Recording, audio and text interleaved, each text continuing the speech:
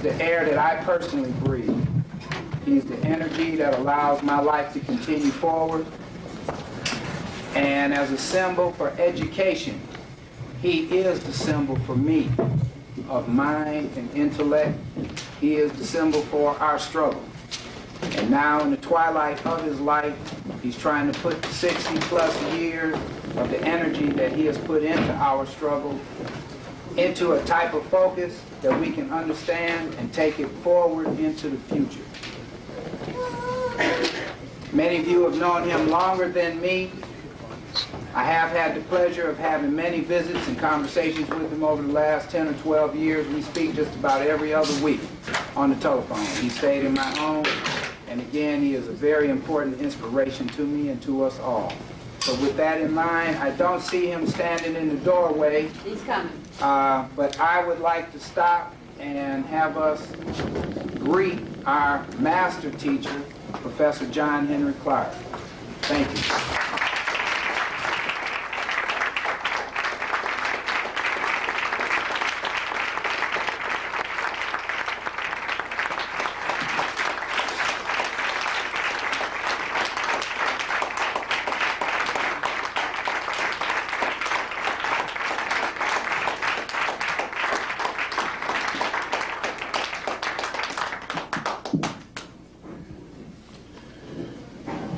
I appreciate being here again. I appreciate being asked to speak in a city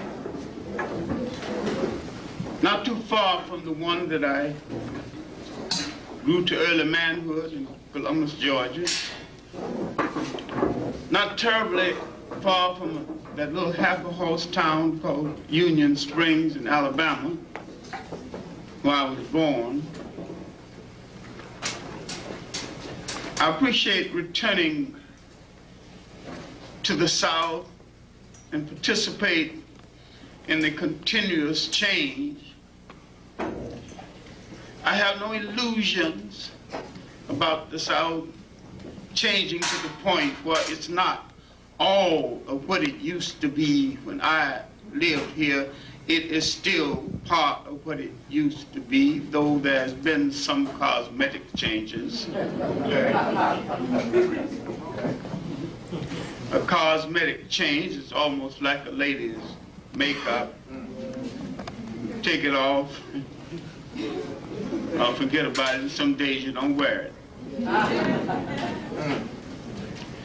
Now the subject for tonight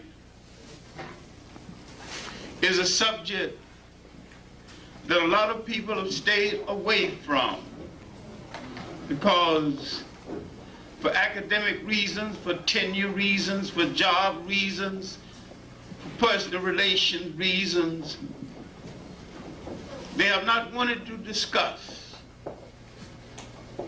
the African Revolution. They have not wanted to call it a revolution.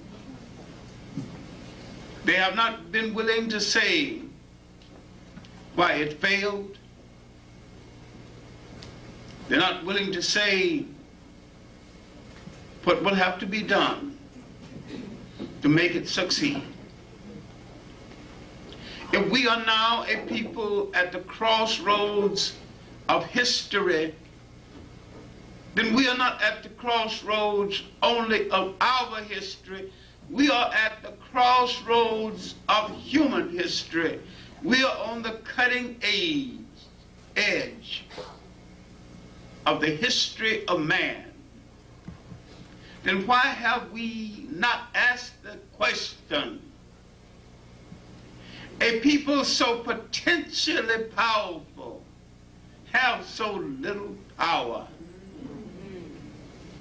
A people, the most diverse people spread throughout the world. There's not a human society in the world where we have not touched and influenced. Why then, if we are the rightful owners of a piece of real estate called Africa, 12 million square miles, full of the richest mineral God ever created, God and nature, and for me, God and nature is one and the same. Why then are we so poor? Who's managing our wealth? Who's managing us as we mismanage our wealth? How dare we call ourselves an independent people with independent state when the only way you can be independent, you must manage all of the wealth-producing resources of the country that you own. I'm not talking about a country you invaded. I'm talking about the country that is the historical geography of your early development and birth. Why do we own so much and manage so little? And why is there so much confusion among us based on pure man-made nonsense? And why do we go to war with each other over organized religions without understanding that all organized religions were brought to countries by foreigners, fakers, and fools?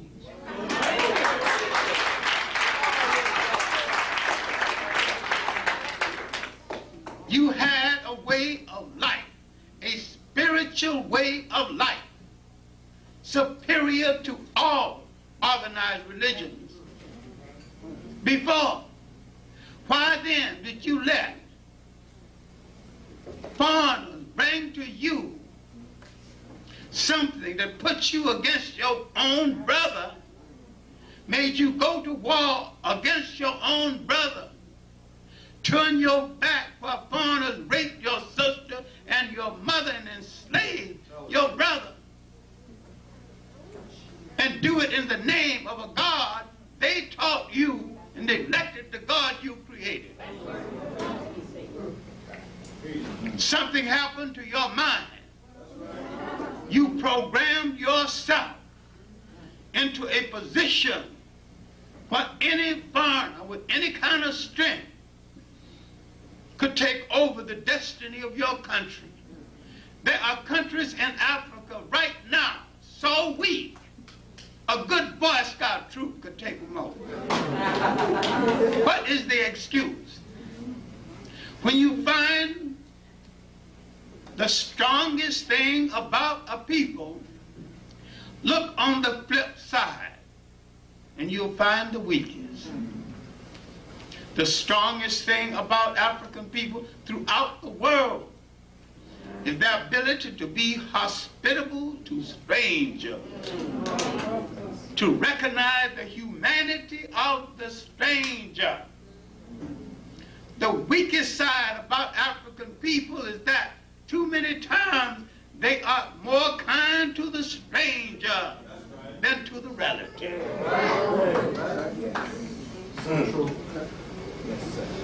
They invite the stranger for dinner and forget that they haven't even fed their children. It's a kind of kindness that's open to question. Now, what am I talking about? African people at the crossroads talking about an African revolution that should occur, that did not occur in its true sense. African people at the crossroads, at what crossroads? The crossroads of human history, talking about the golden opportunity you missed because you could not find yourself on the map of human geography. And you kept identifying yourself with other people, sometimes other people who are failures. You couldn't go to Africa and understand the nature of the social systems in Africa that not only predates Karl Marx, it predates Europe itself. Now you got to go and get the European version of socialism. You can't read enough. Go back and understand that an African Pharaoh, Akhenaten, 1,300 years before the birth of Christ, announced the same theory from a throne and practiced it. The European announced the theory and betrayed it.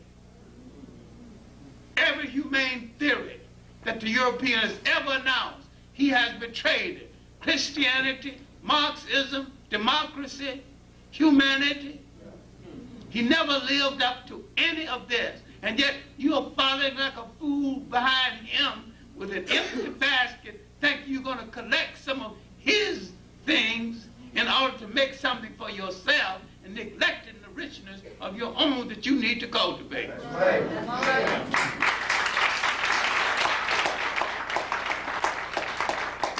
if you knew his history, you wouldn't follow after him. That if you knew the history of the Arabs, you wouldn't follow Arab Islam. You would understand that two Africans made Islam. Zayd bin Harith and Bilal. And that Ethiopia nursed Islam in its cradle and saved it. When they're about to be driven out of Arabia, the Prophet Muhammad said, go to Ethiopia, go to that land where no one is wrong.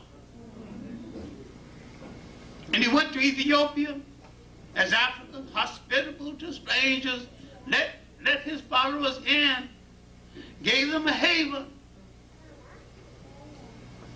After the death of the prophet, they went back and got the faith well underway.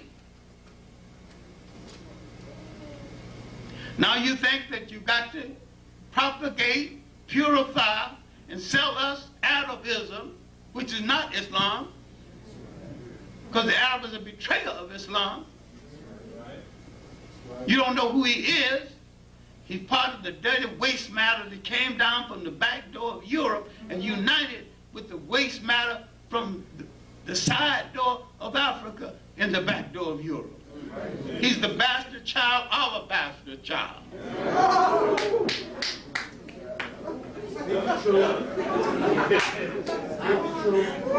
Now you got to follow him. When he came to Africa, the Africans thought, because it was during the period of the Romans, that the Arabs and Islam would help to get the Romans off of their back.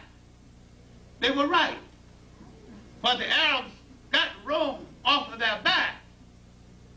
The Arabs replaced the Romans on their back, and he's still there. A vulture, a slave trader, a raper.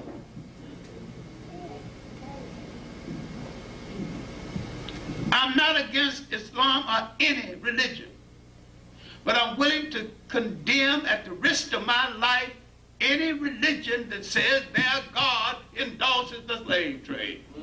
Yes, sir. That's right. That's right.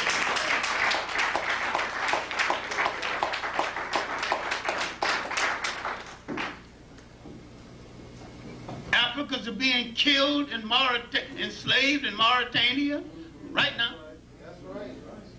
Africans being enslaved in the Sudan right now. That's right. Africans are being driven out of Mauritania who are Muslims because they wanted a pure Arab nation. Senegal is more Islamic than Arabia.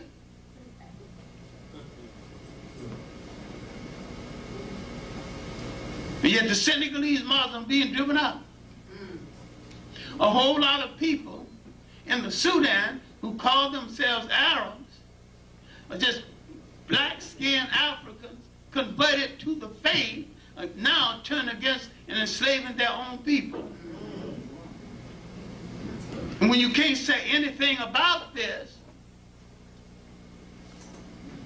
then you're hiding behind the skirt of God, letting your own people be mutilated.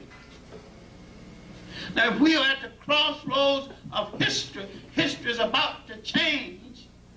I am not telling any of you to leave a church or to leave a mosque or to leave a religion. I am telling you everything that touches your life, every social thing, every political thing, every cultural thing, must be converted into an instrument of liberation or be thrown into the ash can of history.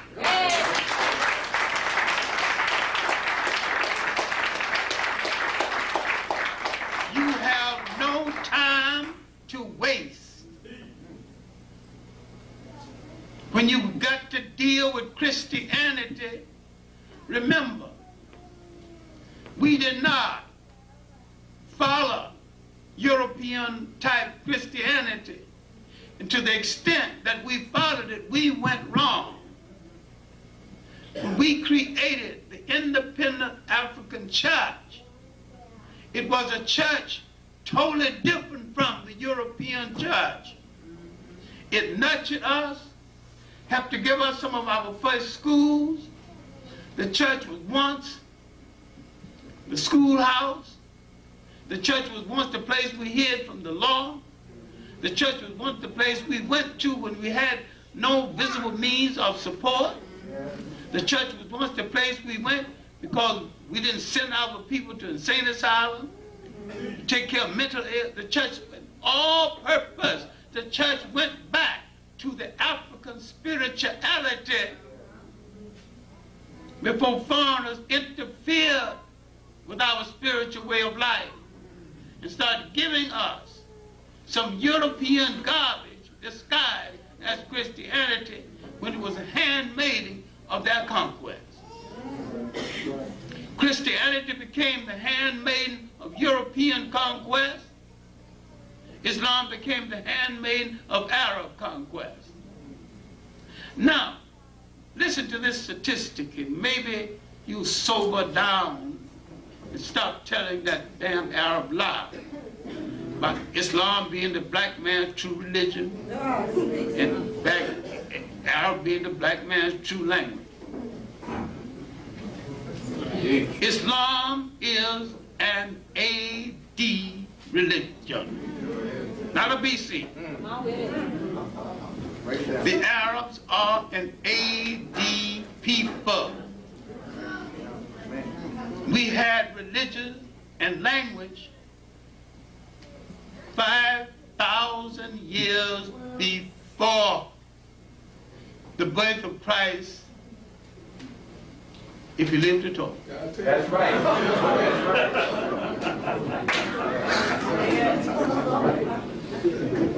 Why did I qualify? Why did I qualify? If I was much younger and made a statement like that, I would have my buddies at the door, one in front of the stage, in case I run for my life, I'd be able to get out of the building.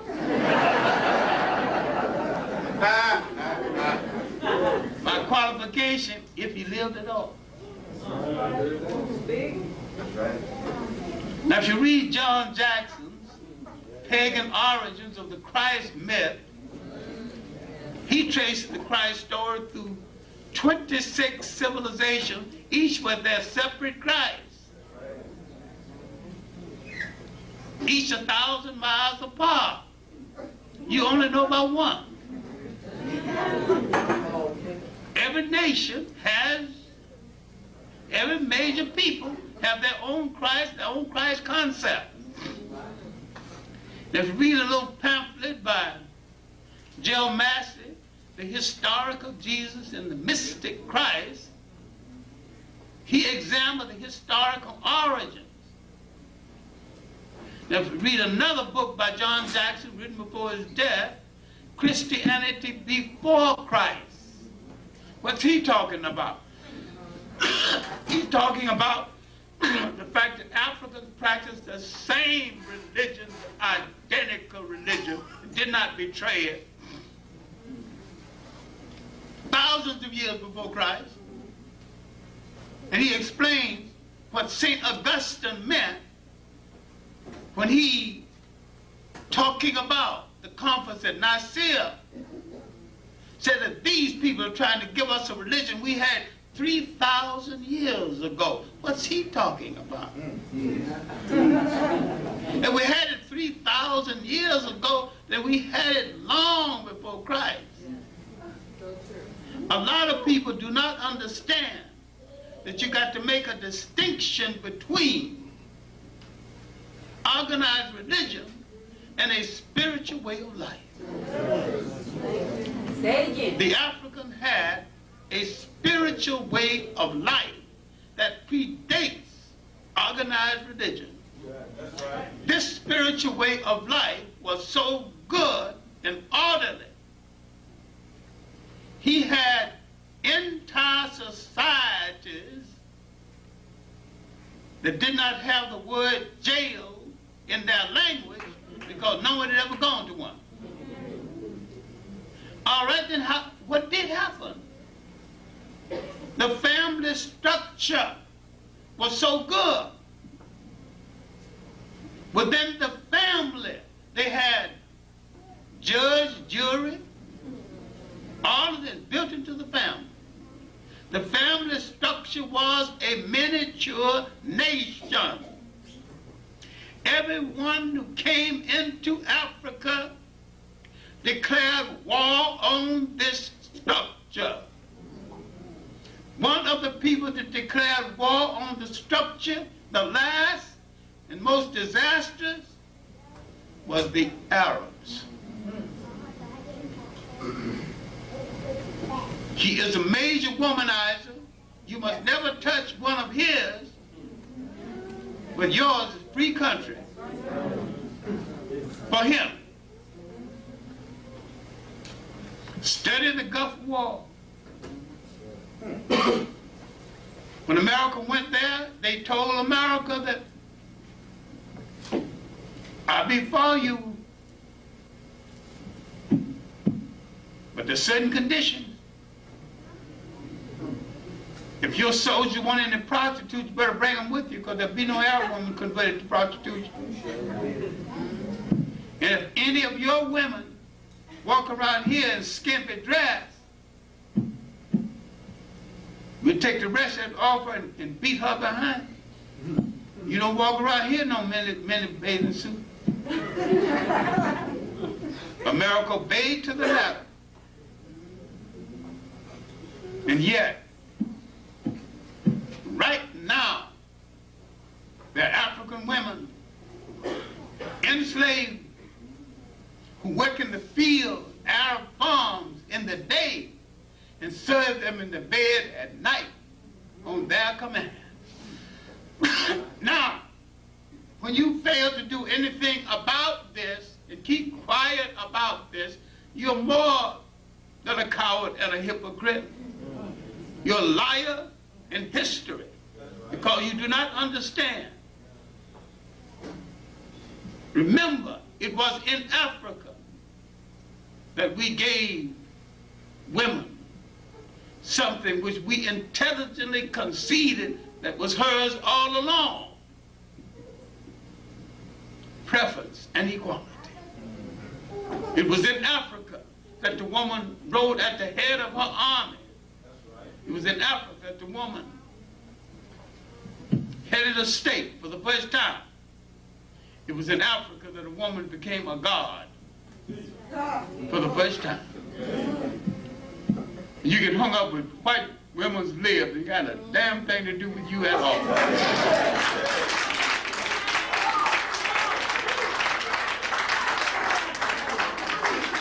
Our crisis at the crossroads that we are debating, everybody's concern except our own. We're hung up with everybody's religion except our own creation. No one creates any liberation movement for you. Slaves are never liberated. Freedom is something you take with your own hands, or you don't get it.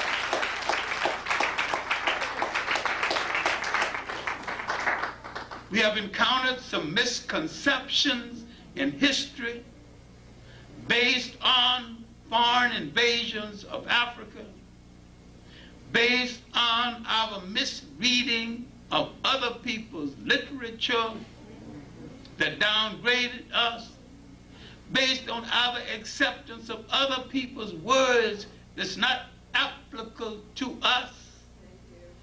We were never a minority. We number 1 billion people on the face of the earth. We should make jobs for each other. Now, let us start with simplicity. We don't need high tech right now. Let us start making our underwear. All right. That's something you change every day you can. Out of underwear. Out of factories. Got to open up 10 factories at once. I made this proposal in New York at a memorial for Martin Luther King, what Martin Luther, in a speech called What Martin Luther King Did Not Learn About Mahatma Gandhi. Then I said, maybe if Martin suggests that we should not bury our beloved one in a coffin we don't make, we can take the coffin business away from the mafia and put some brothers to work building coffins. Coffins not even made out of first-rate wood. And a second-rate carpenter can make a decent coffin. Ain't no high tech. I'm not talking about everybody got to go to engineering school now.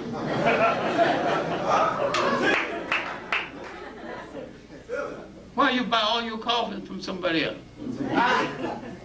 With all the undertakers you got, you mean we can't have one factory making coffins?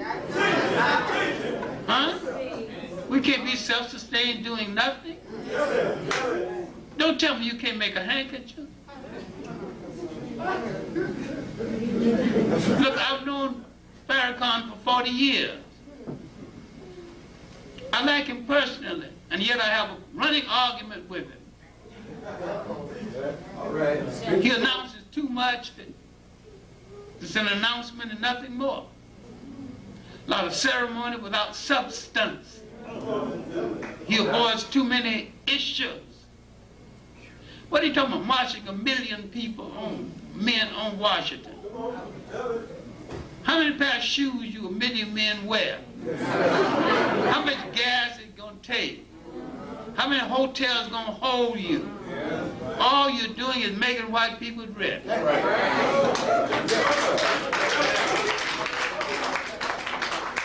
I suppose you save all that money and all that energy. You can build 300 supermarkets.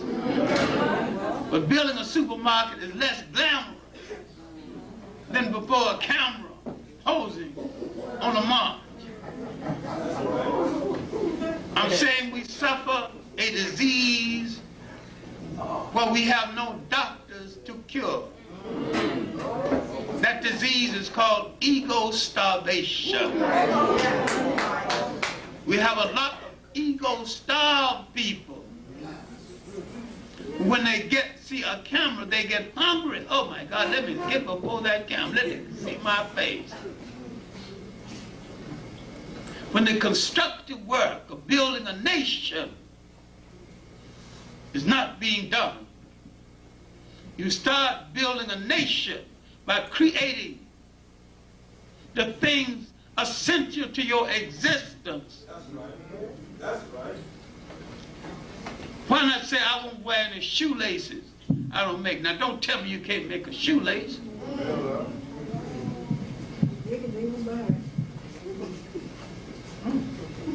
Do the basic, do the durable things first. High tech later. Assemble automobiles. Don't even buy a whole automobile. Buy the parts and assemble them. The brothers assembled them, got a job. Any good charge can tell them how to assemble them. Very soon the brother's going to be doing it so well, Ford's going to ask him, hey, bro, you want a job? Got one for you. You're doing it faster than me. If you're skillful, they'll hire you. People turning your way or call you back. We've forgotten our skill. We've forgotten what we did without interference. We've forgotten we produced societies that had no misery. We lived out our Christianity and our socialism. We didn't preach about it, we just lived it out. And we discovered something very early in life that a lot of us have gone away from. Spirituality and not religion is the enduring thing for man, a spiritual belief. Organized religion gives you a ceremony, creates a rationale for what it does to other people. Spirituality did not succeed because with spirituality you can't hustle. No pew, no priest with fine piping, no Cadillac. What you gonna take up collection for? With spirituality, every person is his own preacher. Certain people are guides.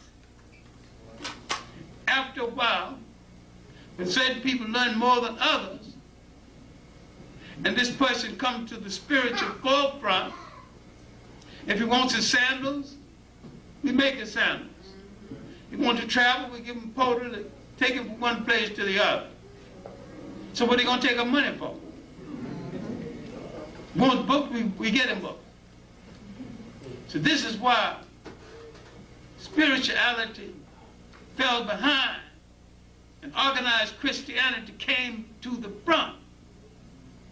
It came to the front because it was an interesting hustle disguised as a spiritual way of life. When Islam came out of Arabia, they came out as conquerors. They violated the very word of the prophet. The very Ethiopia that had saved them.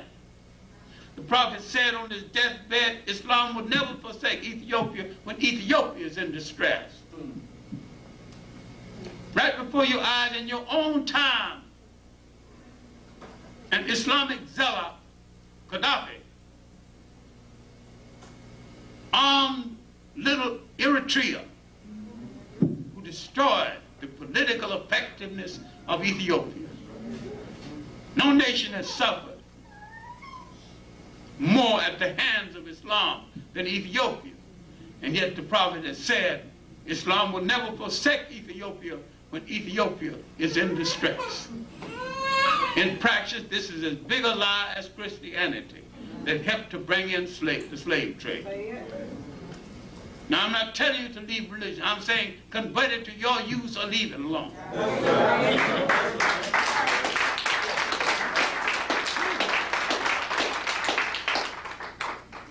Someone asked me earlier, how do we persuade ministers to get into the fight, to become more relevant in our fight? And my answer was, no demonstration, no leaflet, no shouting. Let him walk into the pulpit and see empty benches.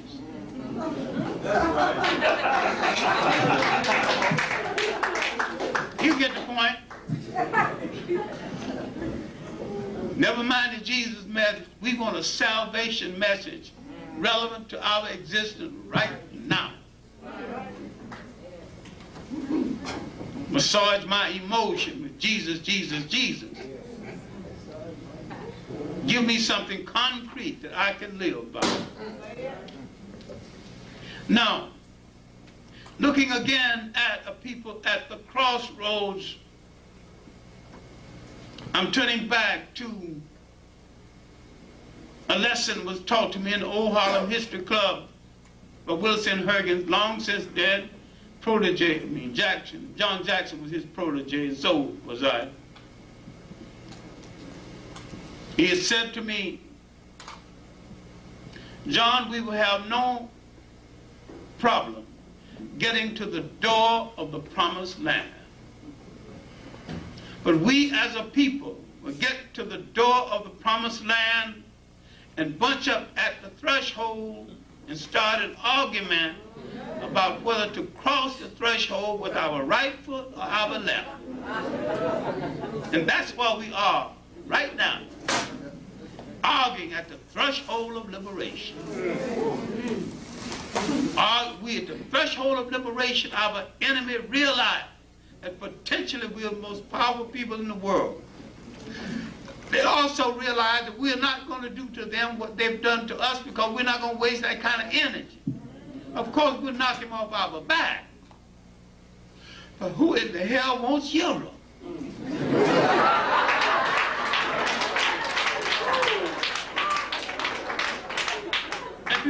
If he wants to keep Europe, keep it with our good wishes. But we want every inch of Africa.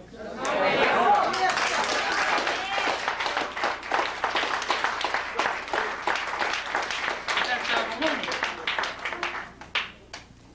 I don't divide nothing there or share nothing there that you're not willing to share with me in Europe. I sure don't share any power.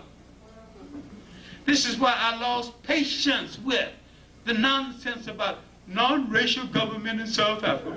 Non-racial, hell, I want an African government. Anybody can't live on an African government.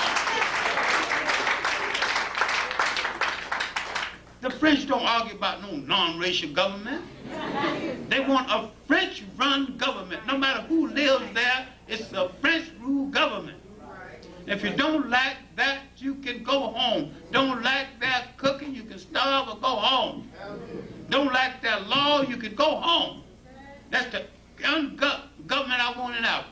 Government so completely controlled by Africans is that it is your prerogative to leave if you don't like it. We'll show you where the airport is. We'll show you where if you want to go by boat, we'll show you where the harbor is. If you want to walk, we'll show you where the road is. Meaning out.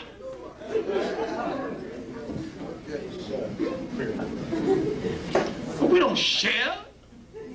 I don't share no government. You no more than I would really share my wife. I ain't no fool. And yet you have Africans say, we can share. Where did he get his mentality from? Create a non-racial government. White people still control South Africa. White people still control all of the wealth-producing resources in every single African country, and there is no exception.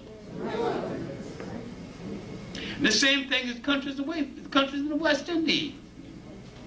Canadian company bought up the gold in Guyana. Do you know how much Guyana gets out of it? 5% of the profit of their own gold. Why in the hell didn't they send our young men to the mining schools of the world? That's right. Dig the gold yourself. Put it on the markets of the world yourself. Then why are the students studying nonsense? Studying management, don't even know what to manage. Why can't we follow the example of the Japanese? They didn't ask their students what they wanted to study. They lined them up and said, geography for you, medicine for you, oceanography for you, airplane design for you, automotive design for you, locomotive design for you, and you better get it. And they got it too. And made Japan a modern nation. Right. They lost the war, suffered 2 atomic bombs. Right. The same people who defeated them are now begging them for commercial space in the world. Yes. Not one demonstration, not one leaflet. Yes. Nobody shouted yellow power.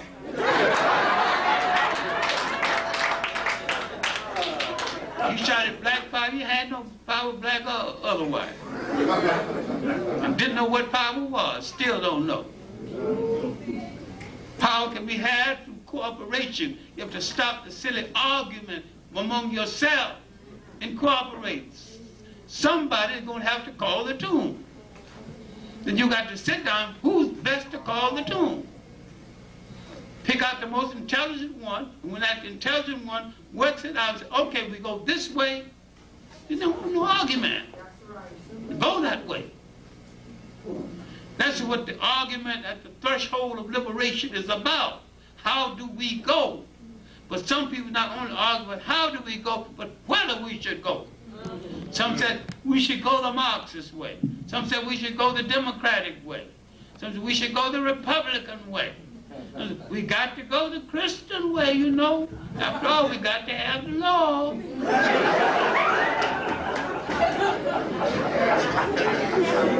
Somebody else has got to go the Islamic way. The idea is to go.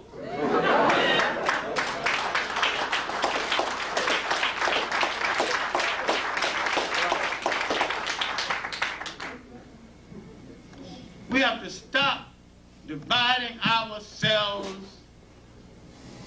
based on things fed into our mind by foreigners who fed them into our mind so they can control us.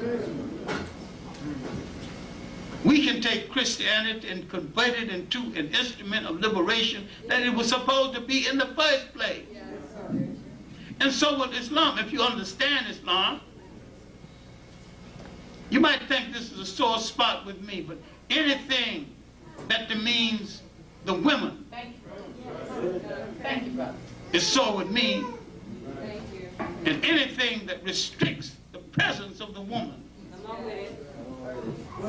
is a sore spot with me, because we came out of a society where we were willing to let her go as far as her mind could take her without feeling the slight bit insecure.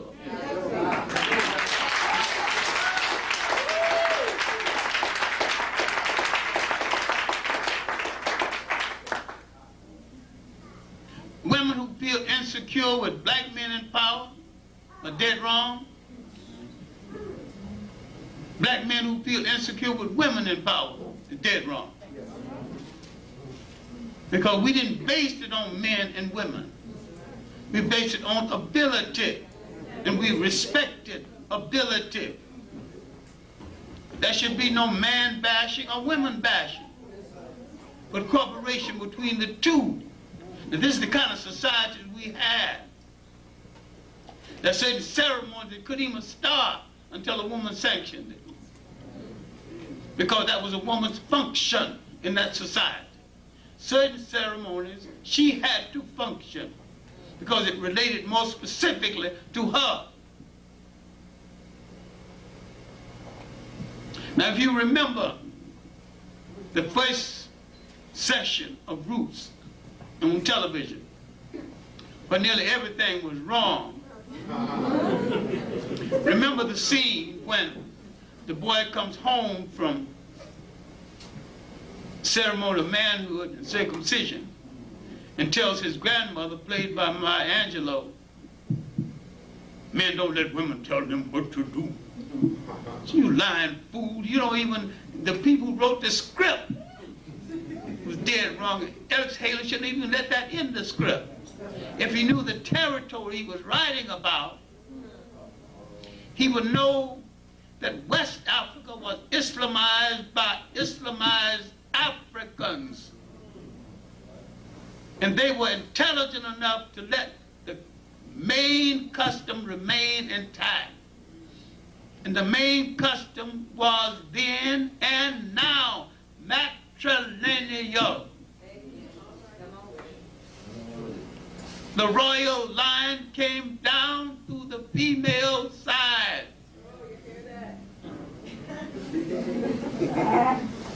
In East Africa, the Arabs installed Islam. They destroyed the matrilineal. So East African Islam is different from West African Islam.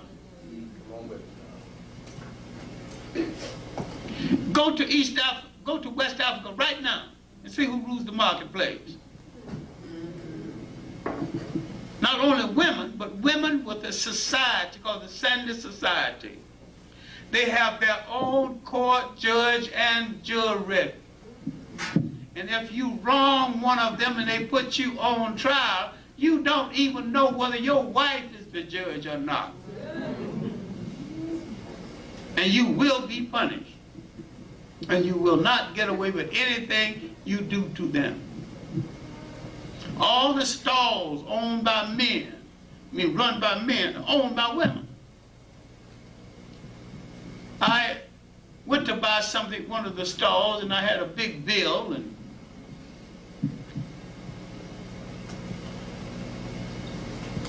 I wanted change, and he called the lady over. I didn't know who she was. She didn't look any different from the other market women. But the woman was a millionaire. See, millionaires here, you be in a stretch Mercedes. She walking around in the marketplace, looking at like a regular market woman. Called me over and she picked them, looked at my money, made sure it was authentic.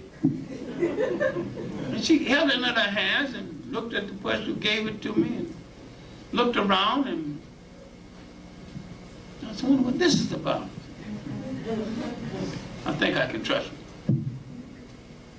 And we went to some place partly secluded, and she opened that big belt on her waist. The lady was padded with money and made the change. I say, you're absolutely safe, sister, and I admire your industry, but would you tell me in American money just about how much you carry on you? She said, well, I haven't counted it since this morning, and I've been collecting at my different stalls, but it might be from $50,000 to $100,000 in America. I said, aren't you afraid to be robbed? She said, everybody knows me. And everybody knows I have money. If anybody touches me, everybody will know who did it.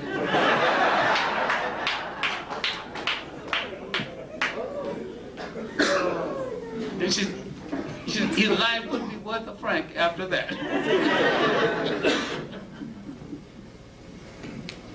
Look at the safety now.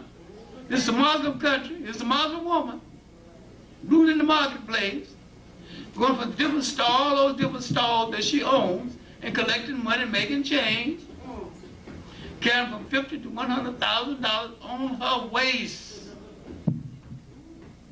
No man is disturbed about it in the slightest. No man is propagating, you women are taking over, plotting everything. No nonsense like that. Some men are coming up to hoping she give them a job.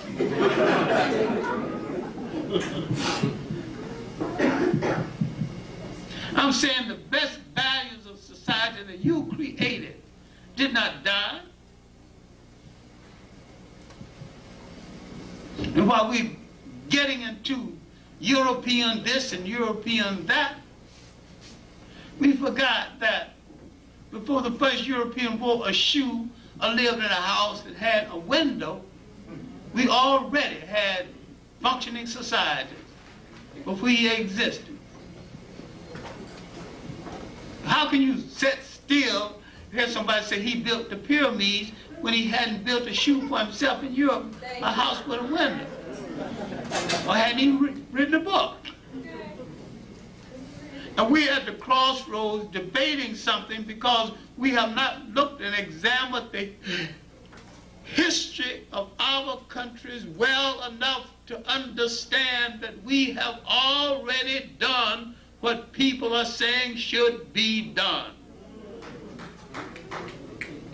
And we don't have to argue between Marx and Leninism because we had produced a substance and practiced it long before there was a Europe. There's some confusion between the Karl Marxists and the Groucho Marxists. The Grouchos seem to be making the most noise, while the Karl Marxists seem to be in retreat. Why don't we tell people we've been around this track before? And what you got to say? We never formalized things. We never dogmatized things. We just lived it out. With the first invasion of Africa from Western Asia in the 1700s, then again in the 1600s, the recovery, the second invasion, was 65, thereabout. And finally the invasion from Iran, 550. So devastated North East Africa. It opened the door for the Greek Alexander, who began to copy African history, African ceremonies, began to wear the toga. Then the Romans, who picked up the idea of the toga from the Africans, stopped killing, finally forced Christianity into being through taxation and misery. Finally stopped killing Christians and became Christians for political reasons. And the European is still a Christian for political reasons. And why are we following behind his Christianity, not knowing that his Christianity is some fakery dreamed up at the conference at Nicaea, 325? It is not Christianity at all. It's the handmaiden of his conquest. Finally, he made such a mess of it. A camel boy began to grumble, asked for reform. Failing to get reform, he asked for a new religion. This new religion was Islam. Now Africa is in another power track of history. The Africans favored the Arabs at first. The Africans were in Spain. Understand this, because most of you will not read history. The Africans were in Spain, well entrenched, 50 years before the Arabs. The general was Tarak Ben Azad, known as Jebel Tarak. The Rock of Gibraltar is named after him. There's a classic work written by a Turkish woman, Halit Bagiba. She said the army was as black as ink. The general was blacker still. The general was Tarak Ben Azad, and she wrote a book bearing his name, Tarak Ben Azad. Why did the general look blacker than the rest of them? His horse was dressed better than the kings of Europe. His horse, silk and brocade. He was riding a white horse. The others had another kind of horse that showed off his blackness.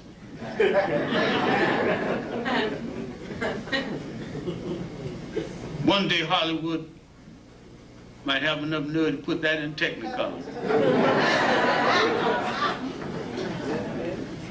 The ladies were so impressed. Each one put off a garment and throw it at the feet of the horse.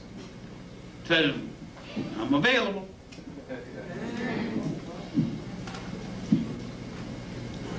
Africa gonna have to own part of Hollywood before that one is made. But that would last almost 800 years.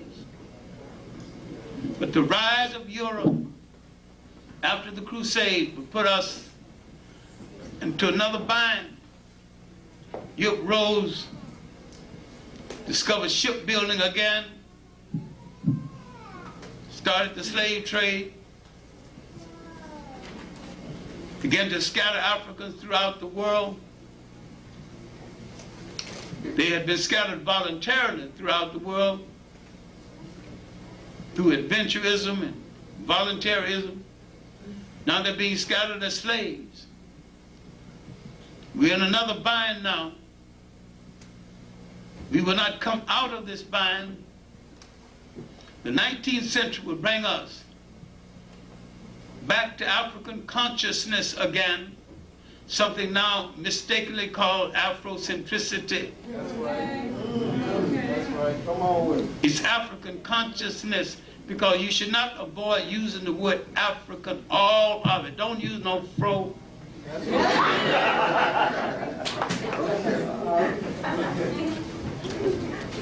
But that 19th century in the Caribbean islands, with its massive revolts that brought Haiti into being, That's right. Africa's anti-colonial wars. Winston Churchill said these Africans who never heard of a military school or wore a store-bought shoe outgentlemen some of the finest minds of Europe. Now at the end of the 19th century, Africans began to negotiate, appeal, these Christian Africans now, appealing to the conscience, the Christian conscience of the Europeans, not knowing he had no Christian conscience. It was lack of Christian conscience that led him into the slave trade. Accepting the Pope's word when the Pope told Spain and Portugal, you are both authorized to reduce to servitude all infidel people. Edward Williams is very good on this. Read his documents in West Indian history. Read his book, The Caribbeans, from Columbus to Castro. And if you forgive the modesty, read my book, Christopher Columbus and the African Holocaust. The documents are good. Jan Carou's new book, The Conquest of Paradise. That's a book by a white writer called The Destruction of Paradise. No shortage of information. All you have to do is to read it. Tell you exactly what happened. What happened was not democratic or Christian or kind. A whole series of nations were destroyed. Indigenous American nations, Federated nations, Cherokee nations, Algonquin nations, Crow, Blackfoot, all of these were nations, not tribes. This is the preface to 1619, when they would bring about 20 Africans to Jamestown, Virginia. We began our formal induction into the American labor market. We were not the first slaves in America, or the second. They tried to enslave the indigenous Americans. Didn't succeed because he knew the forest, he knew the gully, he knew the river banks, he could slip away. They had more success in enslaving the whites. Read a book by Lerone Bennett called The Shaping of Black America. Read his first 2 chapters. If you don't read nothing else, read his chapter called First Generation, and read the 2nd chapter called White Servitude, how whites were enslaved too. Then finally, they had to sell the poor whites on the skin game. At first, poor whites had no vested interest in being against blacks. They were poor, they were struggling, They were landless. What was the interest in being against blacks? And some of them were indentured servants, as most of the early blacks were indentured servants. They began to marry each other. But after they sold whites on the color scheme, they forbade that kind of relationship one to the other and destroyed it as ruthlessly as they destroyed the white and black farmers' alliance. And the man who destroyed the black and white farmers' alliance later helped to establish the Ku Klux Klan. All of this is forgotten. All this 19th century struggle with Douglas, forgotten. The 19th century struggle in Africa, when Africans did not negotiate anything. They took their spear and their shield and went to the battlefield and negotiated in blood.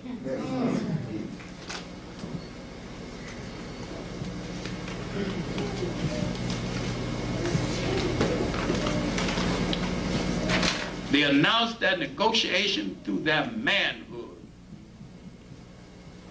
At the end of the 19th century,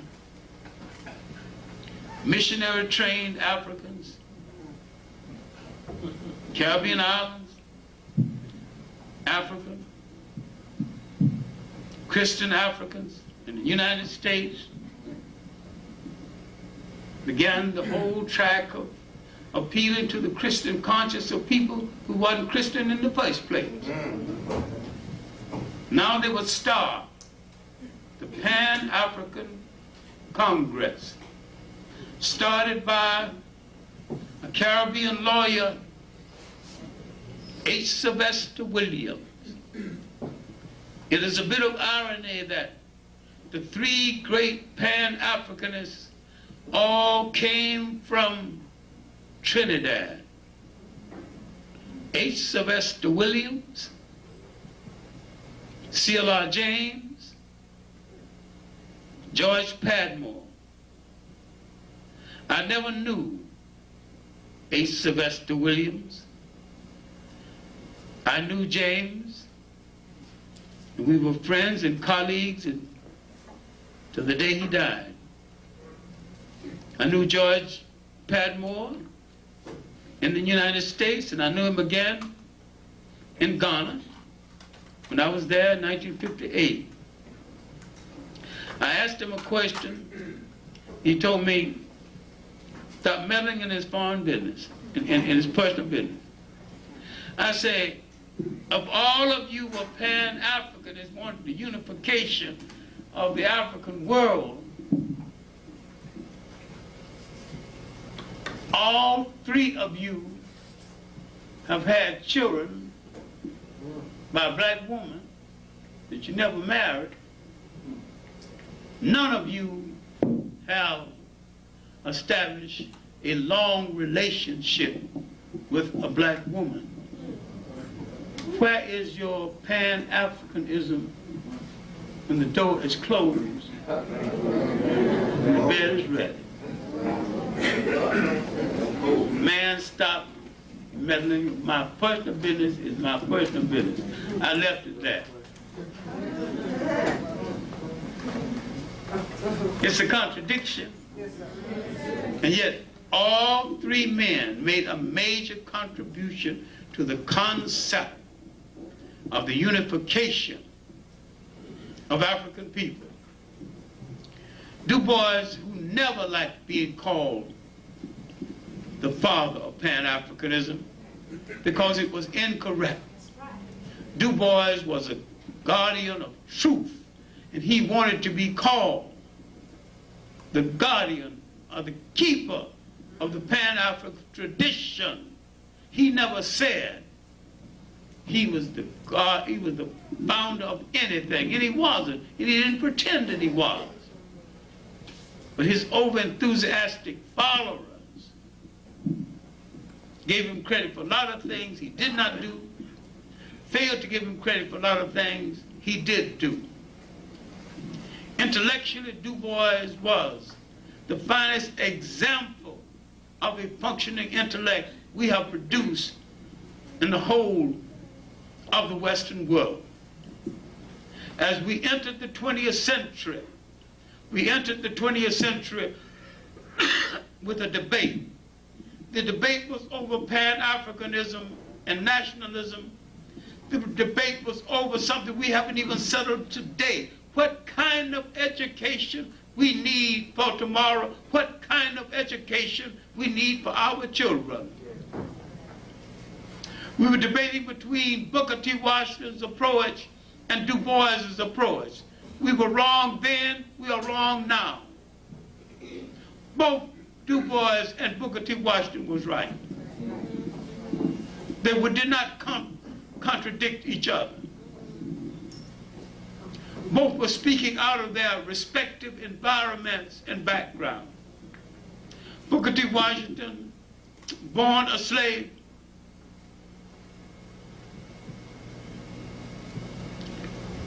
and from his background, he never seen his father, but he suspected he was white because he was a little less than black.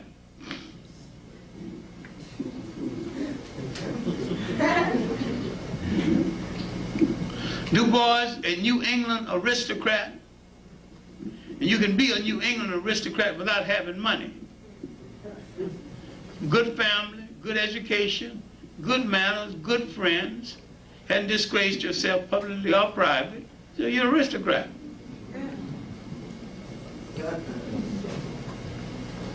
So he was accepted. Du Bois wanted to go to Harvard as the young men of that town, a socialist town. There used to be whole socialist towns in America, where the education of the brightest young men were taken care of by the town. Knowing that he got the high marks and good to book and well thought of, knowing for sure he would go to Harvard, they sent him to Fisk. And there Du Bois discovered who he was. His white friend, including girlfriend. There he discovered he must enter race work. The best thing that could have happened to him. It shocked him out of his illusions. He knew that was a dividing line. And he began his race work. Eventually he would go to Harvard. He would finish his PhD thesis there, a work still worth reading. The suppression of the African slave trade to the United States, published in the Harvard series of books by students. 1903, he would publish a little work that should be the preface to understanding Du Bois, Souls of Black Folks. And one essay, not criticizing Booker T. Washington, but taking some exception to some of the things Booker T. Washington has done. Why don't we just get the book? You can read it in less than an evening. Why don't we just read Souls of Black Folks? Don't take my word for it. I want you to check me out. I want you to try to find me wrong, because I know you can't do it.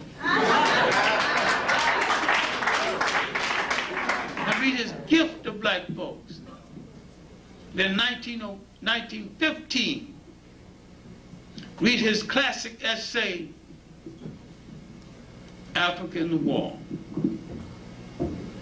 Then read his little book called The Negro, a general survey of African people in the world, doing exceptionally well what I've been trying to do in a condensed form. Give you a picture of African people functioning in a global situation where the basic headquarters of African people throughout the world is Africa itself. So long as we are shy about identifying with Africa, we got a problem that's not going to be solved. Italians never shy of identifying with Italy. Germans are not shy of identifying with Germany. The word German America is longer than the word African America. You can say that. Your tongue don't fall out. No, you got to abbreviate it. Afro. There ain't no fro. So therefore, Afrocentricity is a personal exercise. But if it has any meaning at all, it must be called African centricity. That's right. Then if it's called African centricity, it has to broaden its base. It must include the great 19th century radicals. It must include a good analysis of the man who's been called the father of black nationalism, Martin Delany. It must include an analysis of his work, the condition and elevation of the colored race. It must include his work of the history of the concept of race and how it developed. It must include Frederick Douglass. It must include Frederick Douglass with some kind of honesty. Too many times, the whole women live movement want to dismiss Douglass because he wasn't exactly as kind to his black wife as he should have been. All right, I'm sympathetic toward his black wife.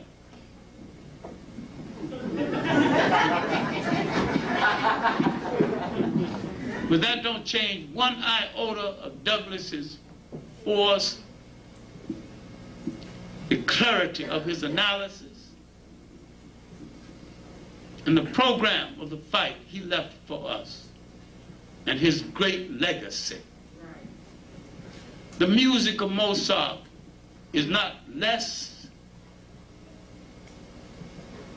sweet and melodious because he beat his wife, although I'm sympathetic toward the wife. I don't see why any man should beat any woman when he can vote with his feet and walk away. Makes no sense to me. But if you're going to go into that 19th century, you got to deal with this awakening of African consciousness. William Wells Brown, our first novelist, his book about Ethiopia, other books about Ethiopia. You got to do an analysis of George Washington Williams' 2-volume history of black America and how he handled the African question and brought up the question of the elimination of the word Negro. I'm saying Molefi Asante has made a contribution to our consciousness and our direction, but he's merely started, and he's neglected too many monumental figures in our history, too many monumental contributors to our history. Our argument started in the 19th century with the Pan-African Congress, but let me conclude this before the Baptist preacher in me gets the best of me and I talk forever.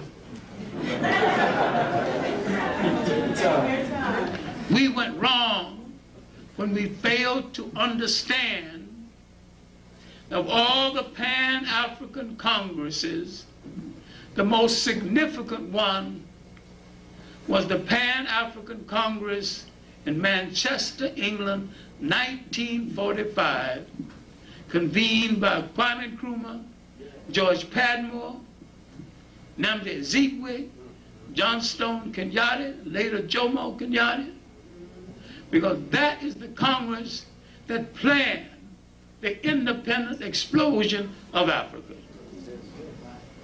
The other Congress were begging for the right for Africa to have the kind of education that will equip them to rule themselves. In 1945, these conferees said, we are ready now. We are ready to rule ourselves now. We want independence now.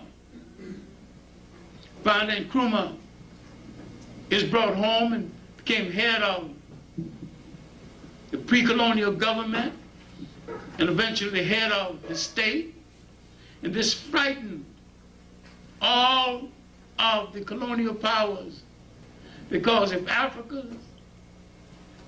became head of that country, start controlling their mineral wealth, they could close down Western industry. They had to stop this in a hurry. So they began to overthrow government after government until they finally overthrew Nkrumah. They'd already killed off Lumumba. Sooner or later, the Pan-Africans from the north, Nasser, would be gone. Ben Bella would be imprisoned. Now we're at the crossroads debating again direction, debating someone else's ism, forgetting something that Europeans, irrespective of religious belief, irrespective of political belief, main interest in Africa was to control Africa. They had no other mission, and the left wanted to control Africa as much as the right. So we need not get into games played in the name of political opportunists and Johnny-come-lately called Marx and Lenin. They too were playing a European game, a game for European control. They not only did not know anything about the cultures and the politics and the people of Africa, they did not know what they needed to know about the people of Europe. Otherwise, Russia would not be at war with some of her own colonies. Had she recognized the culture difference and the religious difference in these colonies, these people were willing to stay within the Russian orbit, but not willing for anybody to dictate everything to them and use their resources at the same time. Russia could have yielded something to them and still kept them as partners and treated them with some equality. They could have created a socialist or communist parliament for Europe, recognizing each state as independent, associated, and treated with the Soviet Union. But they had to make the stupid mistake of declaring that Russia is officially an atheistic nation.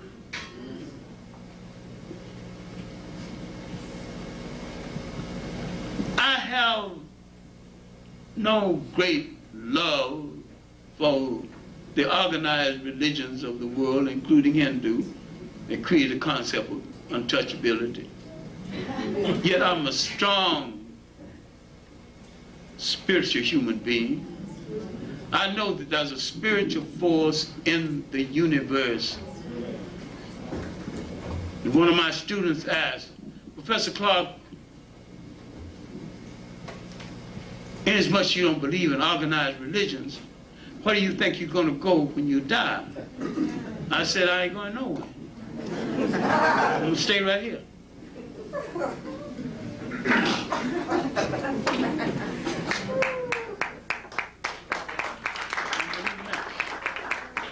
I'm going to live in what I did, live in who I taught, they bury the man, continue the plan.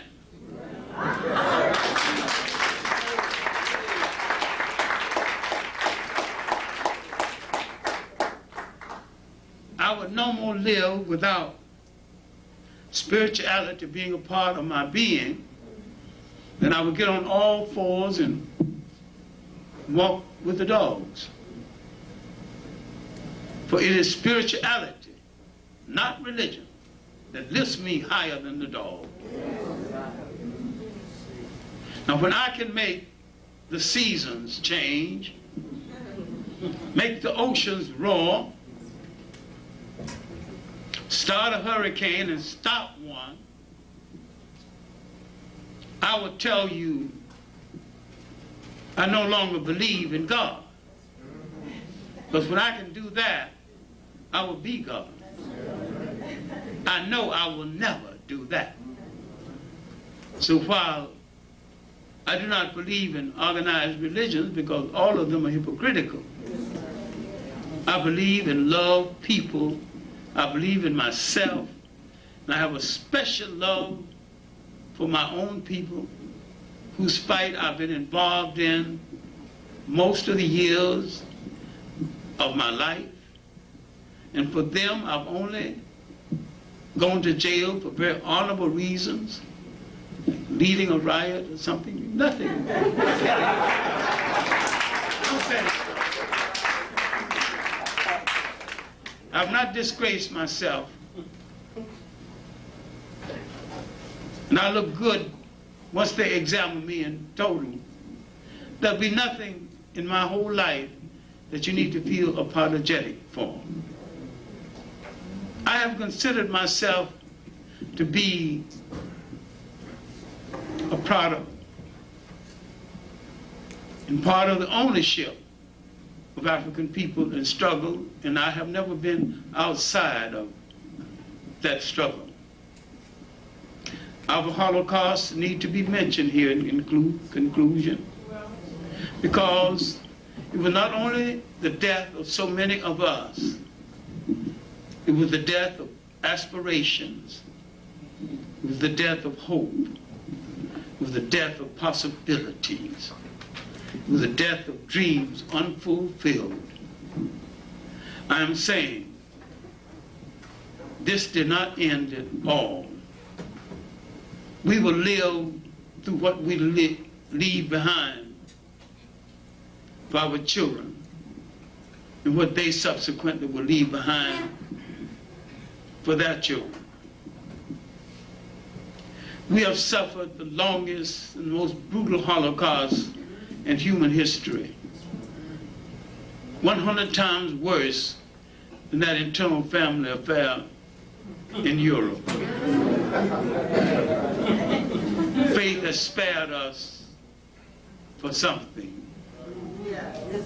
Faith has not spared us to feed poison in our veins. Faith has not spared us to douse our bodies with alcohol and die in a drunken stupor. Faith has spared us to deliver a message to ourselves and to all mankind. We need not burn anyone's church or demean anyone's religion. But when it touches our lives, we need to convert it into an instrument of liberation, and we need to stop worrying about who cares about what we do, so long as we are clear that this is what we want to do for our liberation. We need more independent schools. We need an independent political school or political association. We need something to preserve the languages of Africa. There shouldn't be a black child over 10 who is not skillful in computers, in math, and in science. You have to instill into this child from birth, you're born to lead. Right. You're born to bring a new son to a people cast away, brought out of their homes against their will. Right. You're born to dig so deep into your history you can tell the world with accuracy. Long before there was a Europe, African people created a philosophical thought that went into the making of what you think is Greek philosophy, but is nothing but African philosophy. Right. African people again created the spiritual thought that went into the making of the Bible, something you have written into myth and lied about. We gave the world its first humanity. And if faith spared us to give the world its first humanity, then our great message to the world is a message of enduring humanity for all mankind. And remember, and teach your children to remember. and to have confidence. If we did it once, we can, of course, do it again. Thank you.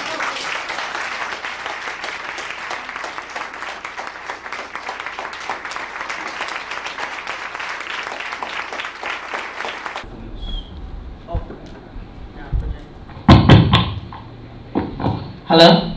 All right. Thank you for that film. I have two questions. One, what do you think is the role, this to you, Dr. Kambon, as always, what do you think is the role, what do you think is the role that African leaders play at the threshold of liberation? What do you think is the role that African leaders play at the creating confusion at the threshold of liberation? And two, the Council of Nicaea, for those of us who do not know what it is and why it's that fact about Christianity has been hidden. What was the Council of Nicaea?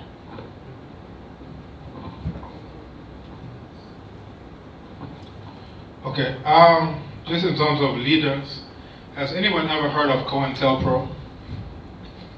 1, 2, 2.5, 2.375. Okay. One of the goals of COINTELPRO was to prevent the rise of a black messiah who could electrify the masses of people, and also to discredit, anyone who may possibly do that. And then it listed people who may have been able to have done that at that time. It mentioned the late Kwame Ture, at that time Stokely Carmichael. It mentioned Martin Luther King. It mentioned Malcolm X could have done that. He was assassinated at that time. But when you look at things like collecting biometric data, when you look at stop and frisk in the US, when you look at all these things, all of those are to get your information because they don't know who the black messiah may be. And this is why this morning we had to talk about Black Lives Matter. Anytime you see an African be killed, male, female, old or young, we should not look at that as a killing. We should look at it as an assassination, because the leader that we're looking for is each and every one of us. You understand? So when we shouldn't say, oh, they were killed, we should say that's an assassination. Every time, a child is shot in the back or any of those types of things. So I think that instead of looking at these, perhaps those who are in government or whoever as a leader is outside of us, I think that we need to look at our own actions, at our own behaviors, and see what is our own role. Within my sphere of power, okay, I'm a research fellow. So what's the most that I can do as a research fellow? You understand? If I become director, then you'll know that there's a new director. Because as my sphere of power, expands, then you should see a commensurate change with every single thing that I touch. Like Dr. Clarke said, anything that you touch should be an instrument of your liberation, or it should be thrown into the ash can of history. So that's my take on that. The leader isn't anywhere outside of you. You are the leader. So if you are on YFM, then you are the leader on YFM. If you're whatever you're doing. So that's my take. The second part was Council of Nicaea. Council of Nicaea. So that's 325 CE, what some people refer to as AD. And this is Constantine basically deciding the canons of Christianity. At that time you had Zoroastrianism, you had all these various branches and sects of Christianity, and they had different ideas. Some said there was no such person as a Jesus, whoever existed is just a spirit. Others said, no, we're going to say it's a man. No, others said, various types of things. And what that was to do was to canonize and say, this is the official story. And then once they decided on that, then what they said was, in hoc signo vinces, and it translates to, in this symbol we will conquer. And we're talking about the Bible, we're talking about the cross, we're talking about all these things that they use. So this was basically, and then at that time they killed off all the other types of Christians. So if you said, no, it's not a man, it was just a spirit, off with your head. If you say, no, it wasn't, somebody who did this, and that, even though, as Dr. Clarke mentioned, that you found this exact same story, because the story is just talking about the movements of the sun, as we covered in class before. So that's why everyone has a story about dead for 3 days and then resurrection. Everyone has the same story about Virgin Mother. Everyone has all these same elements, because what Dr. Clarke was alluding to is that if he ever existed, then his entire life is plagiarized. You understand? So if I'm a real person, but every single aspect of my life is plagiarized from someone who lived 3, 4, 5,000 years ago, then you have to ask, all right, is this a real person, or is this just not the same story that we find in India, that we find in Persia, that we find in Greece, that we find, of course, in Kemet, which is the source, you know, the oldest attested version of all of it, but everybody's looking up at the same sky. You understand? We were the first ones to document what we saw in quote-unquote democratic form. We put it in story form so that everybody in the society understands it, everyone knows it, and then as you get initiated to higher and higher levels, then you finally understand what was that story, the deeper meaning of this story that we all have access to. But there are lots of books on the Council of Nicaea, so if you're interested in it, you can find out very much about it. It's not a secret to anyone.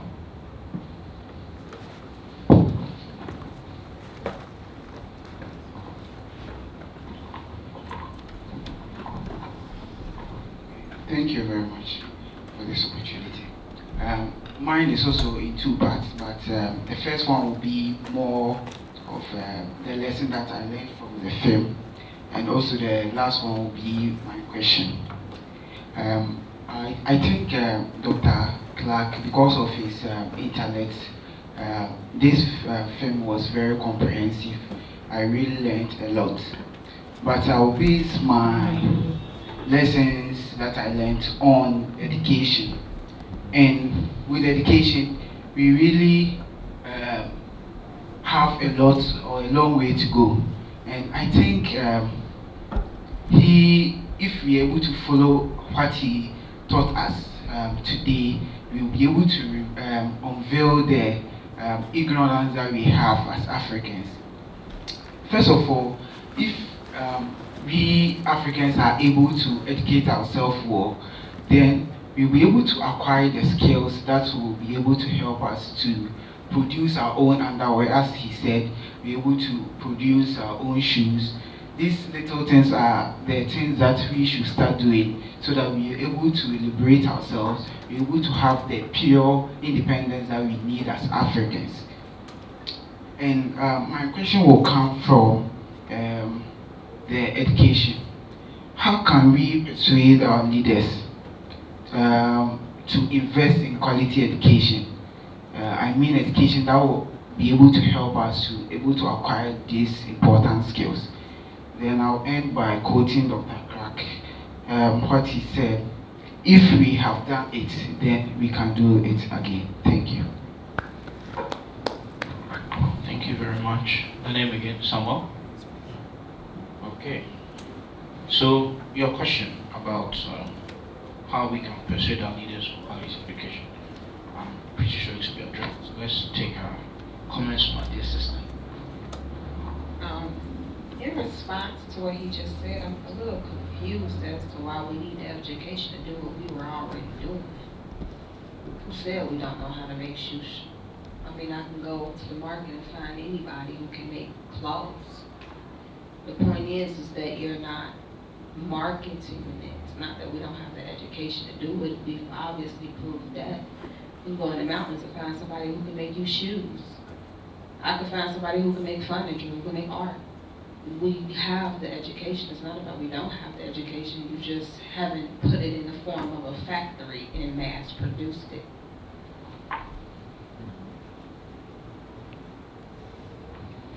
All right. So yeah, who's taking the mic next? No. All right. Promise. Washington. No. Okay. Hello.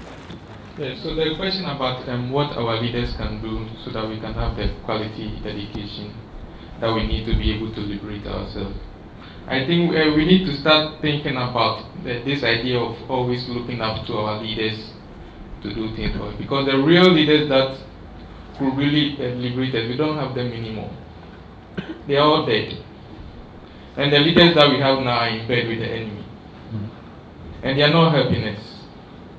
And their policies are supposed to help the enemy, and they are now expanding.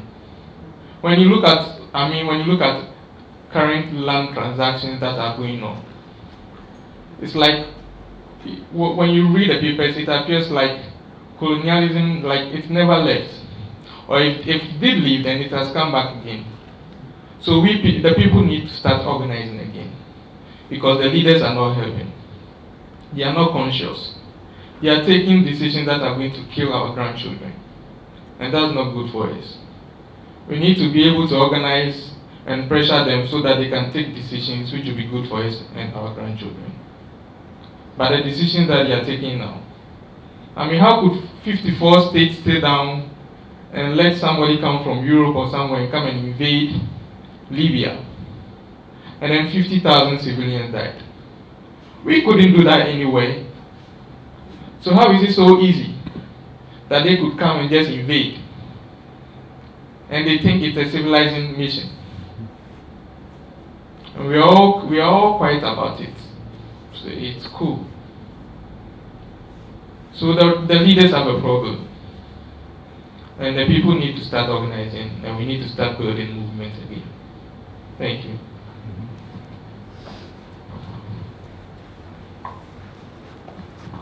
Okay, so I've always found Dr. Clarke to be quite inspiring, and I was blessed to have been able to have met him when I was very young, and I was like, why is everybody, running after this old man? But it wasn't long before I realized why. Now, he said one thing about African people making our own underwear, right? Those of you who know me well know that my underwear is made by African people. Is anyone else here wearing any underwear made by African people?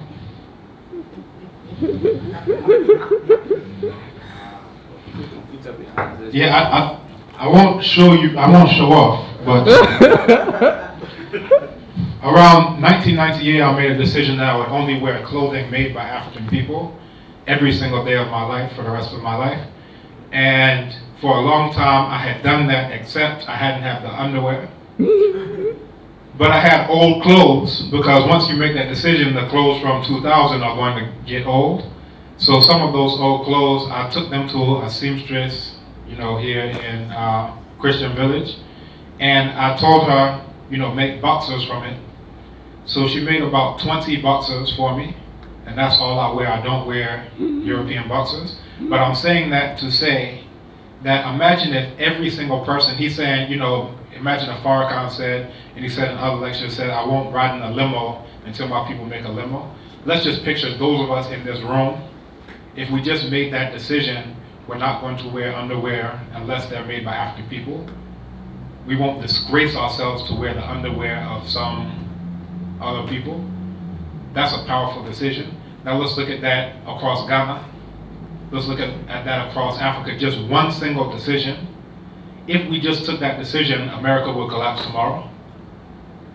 You understand?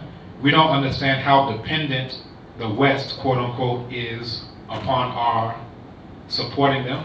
And that's a decision that each one of us makes. So as opposed to looking at some magical leader who's going to come down from the sky and bring the golden stool, let's think about each and every one of us.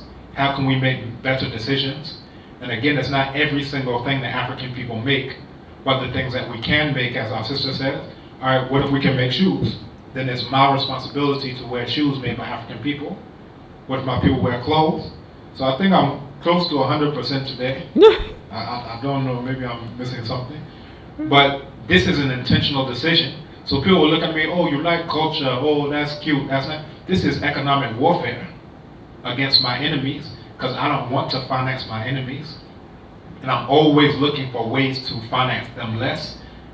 I want to starve them and feed my own people. So even though this seems like a trivial decision to wear underwear made by African people, I've just fed this woman in Christian Village. You understand? Just by a change in consciousness and changing a decision, I've changed the lives of people just by making that one thing. So I'd encourage each and every person to think about, where can I attack the enemy? I talk about robbing a bank, right? Does anyone know how to rob a bank? Good, we have one. One good way to do so is for Africans in the diaspora to repatriate, because every single time you're there, you go to the grocery store, you're putting money in the bank. you're paying your taxes, you're paying your mortgage, all those things. But just by taking that decision to remove yourself from that environment, you're financing them less. But you could be here in Ghana and still be financing them. You can have your KFC every day, Pizza Hut every day. You can do all these things. So now even once you're here, now you can think about how can I divest, right? We talk about South African apartheid. One of the main things that was done was divesting. So let's look at our own lives and see how can I divest more. So I'm always trying to gain ground like I'm in a warfare. You know, how can I gain ground on my enemy? Oh, here's one area I can do it. Okay, I can do this in the internet. Oh, I can do this with my clothes. Oh, I can do this with my bag. I can do this. You understand? So everyone, let's look at ourselves and stop waiting for magical leaders to do it, because the leaders are doing the same things that you're doing. So why do you expect them to do different things that you're doing? It's just you don't have enough power to do it on a grand scale, but they're wearing the same things that you're wearing. They're on the same Facebook you're on. They're on the same WhatsApp you're on. We're all doing the same things. But when I make a choice here, now when my power expands, then you see that change throughout society. Someone, I'm sure you had enough responses, yeah. And I think to add to what you've already heard, I think we suggested it here the other day that the existing structures are not designed for our liberation. They are designed for our continuous oppression. And the only way out is for us to develop alternatives. If you want quality education, you need to create an alternative environment for that. Okay? Whatever course you're reading in this university is not designed to liberate you. If you encounter anything close to liberation, it's by accident. The system is not designed to do that. It's only by accident that you sometimes encounter one lecturer who thinks differently, or a course that would push you to ask certain questions. And if you're fortunate, you are going to, have a new path for yourself. But usually, so the answer is an alternative, and Doc has suggested the alternative. It starts with you. Okay. Where do we go from here? Who wants the mic? I know some faces. Mariam, I'll be coming to you later. Thank you. I really appreciated the presentation. I had seen part of it before a few times, and I'm sure I will watch it again because it's just so dense with information. When I watch events like this, I not only pay attention to content, but I also pay attention to behavior, because for me, Pan-Africanism isn't just how many facts you know, but also about how you do people and how you carry yourself. And so, two things, every time I see this, I'm always curious about Dr. Clarke, and he's not wearing African clothes. And I wish I could hear something about his take on that, his explanation on that. So that's the one piece. And people like Shiganta Jill, who had a white wife, just genius, and he had a white wife. And I would like to hear one of the, sitting scholars, if they ever said anything about it, what their comment is about that in the spirit of what you just said. And then the third thing, Dr. Clarke said about being argumentative, that you get right to the threshold, and then that African people will argue about whether to put the right foot over or the left foot over.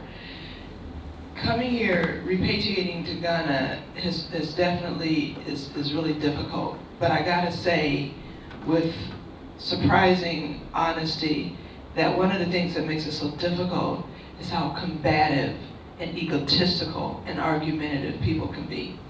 And I think sometimes they might be saying, well, I'm debating, or I'm just trying to clarify my point, but it's like they don't have the capacity to recognize that they're being egotistical and they're being argumentative, and that the argument is just going circular. It's not leading to any discovery, new learning, any resolution. It's just going like this.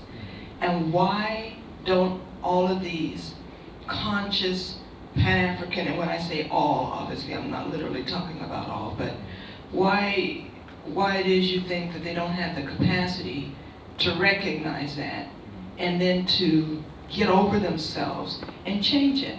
Same thing with Ghanaians, right? I said in a text earlier to somebody, Ghanaians love to shout, my God, just shouting and hollering all the time. What's wrong with talking?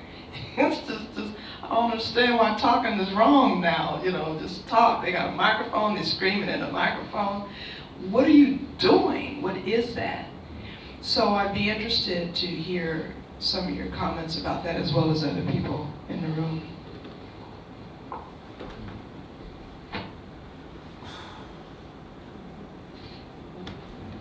Why say to do for the wise wife? Why?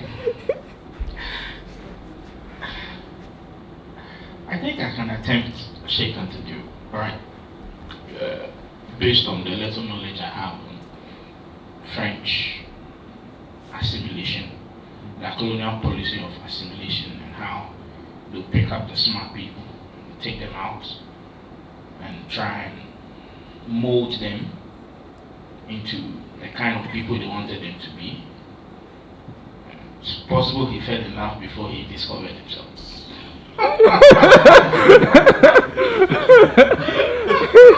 Did you learn that from Ghana?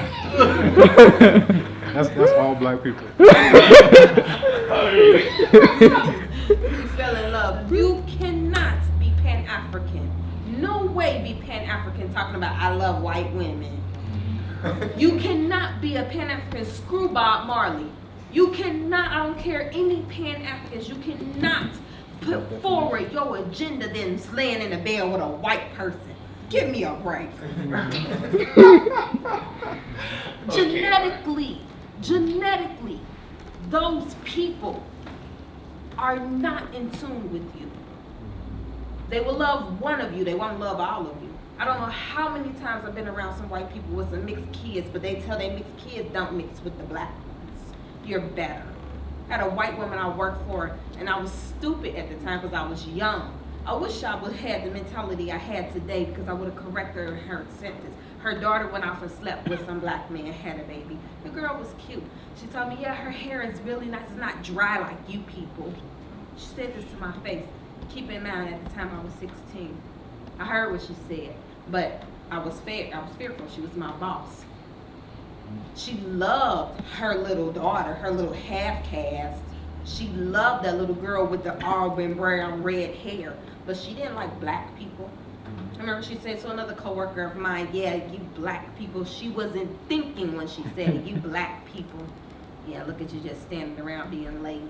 And then realized who she was talking to, yet not remembering that her granddaughter had a father that was black, and he wasn't light-skinned. You can't be Pan-African sleeping with no white person. Okay.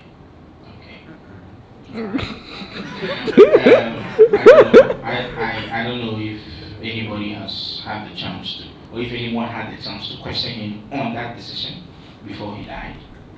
And I don't know, Dog doesn't want to cry. Feel free. Interestingly, the African writer, was just here. And the first day he was here, we had a conversation. He was talking about his protege, Aisha Haruna. And he was saying, yes, she's doing this great work. And, you know, she was one of the ones who translated all of these documents. And, yeah, so she got married to a white Frenchman. What? And, yeah, she wasn't looking for love. And what he said was, if something like that surprises you, then you'll have a very difficult time living in Africa. I said, I'm not surprised. And, you know, then some days later he was talking about the first PhD in Egyptology, you know, at the University of Cheikh Anta Diop, you know, of Dakar, Yoporika Sommet. And he was saying, you know, and I saw the PhD advertisement, you know, that went out. He wrote it in Middle Necha, and then he had it translated in Kiswahili. I said, wow, this is powerful. And just casually, in another conversation, he said, oh, by the way, he is married to a white French woman. One of the things that comes up is that many people know what they're for, but they aren't very clear on what they're against. people don't mind so much talking about re-Africanization, but they have an issue talking about de-whitenization, which, you know, to some degree may be the more difficult one. We could go through the list. We can talk about Kwame Nkrumah, Marion Arab. These are our first imperialists. You can't be against imperialism, but then you're for Arabs who are the first imperialists who are still on stolen land here in Africa. So we can talk about Kwame Nkrumah. We're here in the Kwame Nkrumah complex, but all of this needs to be discussed. We can talk about Cheikh Anta Diop. We can talk about Fanon. We can go down the list of so many of them. Now, I think that we could critique them ad infinitum, but for me, if I really want to critique them, I critique them through the way I live my life. So if you see my wife, she's blacker than 1,000 midnights. You understand? That's the way that I critique them. So as opposed to pointing fingers and saying, y'all are blah, blah, blah, my critique is I'm signifying on what they're doing by doing something different. I'm raising my own children. We homeschool our children. So my children are African, and I'm letting them be aware of who they are, but then also who their enemies are. And I think for all of those ones we're talking about, they're pro-African, but they aren't clear on being anti the enemies of African people. You understand? So you're for this, but you're not clear on what you're against. So if you know yourself to whatever degree you can, without knowing your enemy, it's like in Yellowstone National Park in the US, they removed the wolves from the population of the park there. So the elk, there was a generation of elk, which is like a big antelope-looking moose thing, that grew up without seeing any natural predators. So later on, they realized that the elk population had gotten too large, so then they decided to reintroduce wolves into the national park. You can read up about this. So when this happened, the elk were just standing there as the wolves were literally just walking up to them. And I'm sure the wolves were like, these are some dumb elk. Now, you know, sometimes we get caught up, you know, that's, oh, well, we're all humans and whatever, but we have to be a bit historical about this thing. I don't think that the elk who started getting chewed up were very consoled by, look, we're all mammals. You understand? We're all mammals, even though you're chewing on my leg, but at the deep down, we're all mammals. You understand? We have to start thinking in terms of self-preservation, knowledge of self, and then also knowledge of enemy. And I think it's very clear throughout history who our enemies are. These pale, quote-unquote, white Eurasians. So whether they go by the names of Arabs, we were talking, myself in the Kwame Nkrumah chair, talking about originally the first Chinese were black, the Shang dynasty. So the ones who were there overran and destroyed that indigenous population. The first Indians were black, the Dravidians. So if you go to North India, they wiped out those who were there. You can only find the darkest ones in southern India for the most part. So you can look all throughout every single place they've been. They exterminated every single full-blooded Tasmanian off the face of the planet. Truganini was the last one, 1876. The only descendants are the ones who they raped and they allowed their half-caste children to stay, you know, on the planet. So we can look every single time this is what they did. So if we're going to be intelligent, then we need to start thinking, who are we? But then also part and parcel of that lesson has to be who are our enemies, and then what should we do about this enemy that history has shown us is there. Otherwise, we keep marrying and we sleep with the enemy. If you have a problem with that, don't go and sleep with the enemy.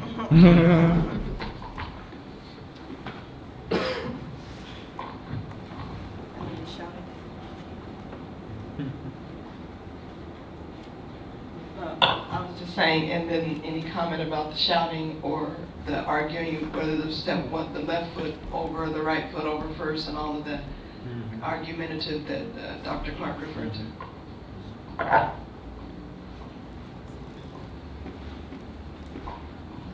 Okay. Now, we have other grad students. You know, I tried to make this grad student led, and Na's doing a very good job. Washe is doing a very good job. I know we have other grad students here. So if anyone else wants to weigh in, and then we have fellows here. So if anyone else wants to weigh in about the argumentation. And people aren't rushing up to grab the mic. So I think that part of that is if we actually understood who we are. Yesterday I picked up, no, this was on Tuesday, I picked up a book by the current Minister of Education. It was talking about African enslavement. And I said, we shouldn't call it that, we should call it anti-African enslavement. We're not very clear on what is African versus what is anti-African. You understand? And I'm saying this in the sense of when you actually know that we are all African, then you see that in behavior, right? The proof of learning is in the behavior itself.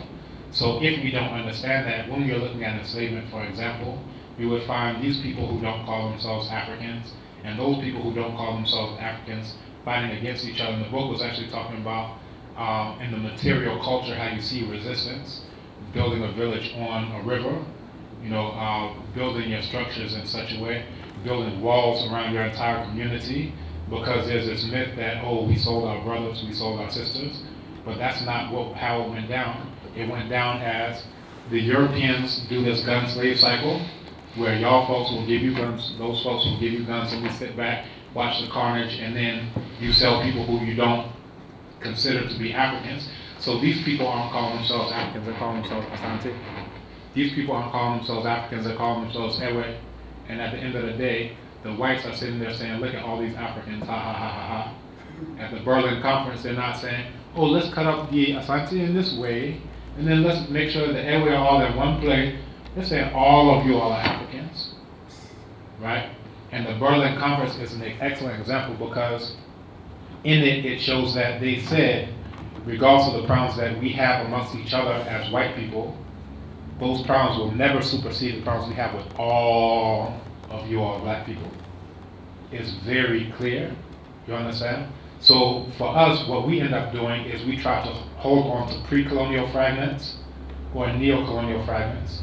Nigerians don't like Ghanaians, Ghanaians don't like Nigerians, you understand? And what either one of those fragments are like is like schizophrenia, or even a better example is like this hand not understanding that it's connected to this jaw. So if you saw somebody walking in the street and hitting themselves like this, you would think this person is crazy. Because if we understand that this is all one whole, that this is all one African self, then you wouldn't have the things going on. But what we have is, this is Asante and this is Fante. We don't like the Asantization of these things.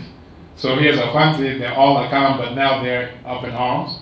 Here's Nana Addo who can't get elected because of beef between Asantes and Achems. And even though they're all supposed to be Akans. But again, if we understand that we're all African people, then we'll see that in the behavior. So the argumentation is because we still think that this part is different from this part, and that part is different from this part. I'm not going to defend the throat because it's not attacking my arm directly. Not realizing, well, if the throat is cut, then all of this goes back into the soil. So again, I think the argumentation will come down once we understand who we are and who our enemies are, because we can't play like that when we have an enemy who's stabbing you in the chest. Then this part, the legs, all parts need to unite in order to take care of that threat. Yeah.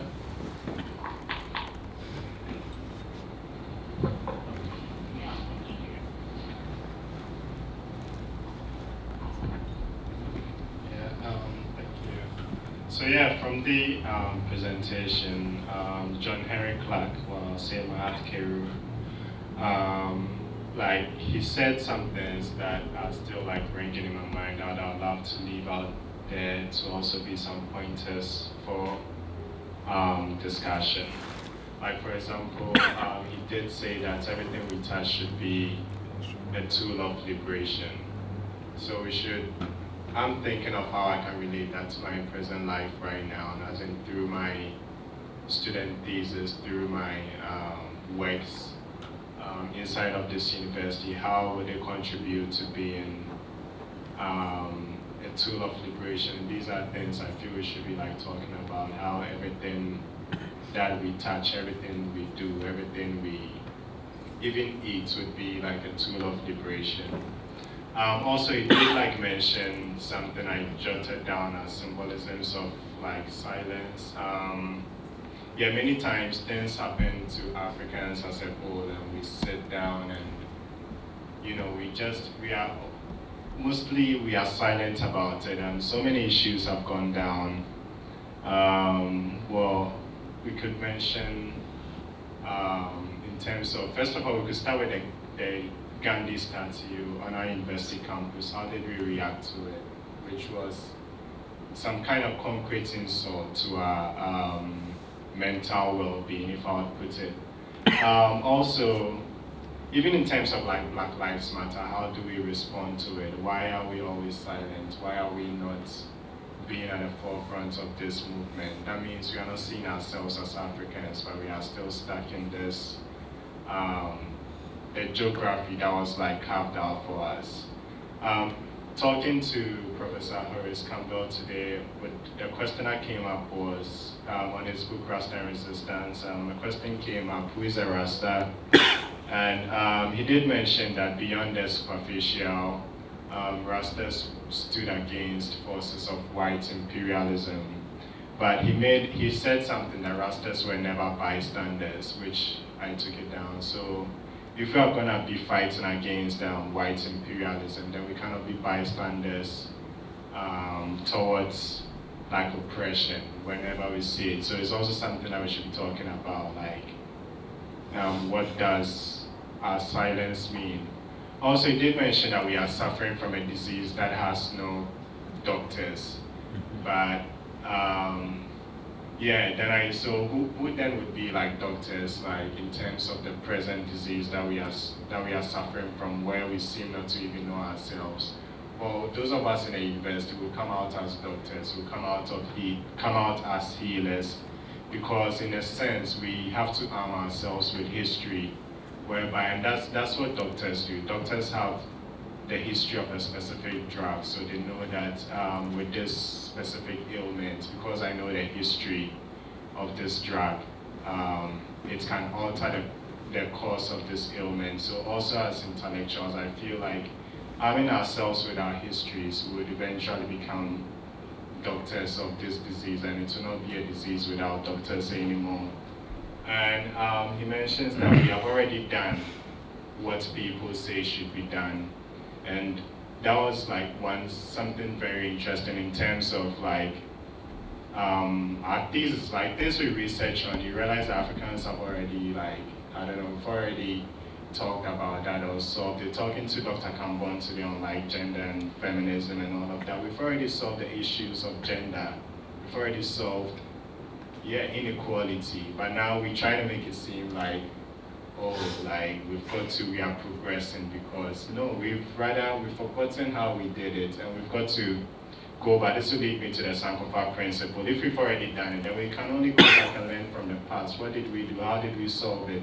When we incorporated, instead of saying he or she, we made it ono, to just, we had already solved it there. Like, also, in terms of descent, as he was talking about, you made mention of West Africa in terms of matrilineal descent, and everything came through the woman. We had already solved the question of like gender, so why are we now pretending like this is a new problem and we must find foreign theories to as in solve this, once again, superficial like problem? So pretty much I feel like these are some pointers we should also keep in mind as we discuss the issue. Thank you. Yeah, thank you. Yeah. Okay, Sam.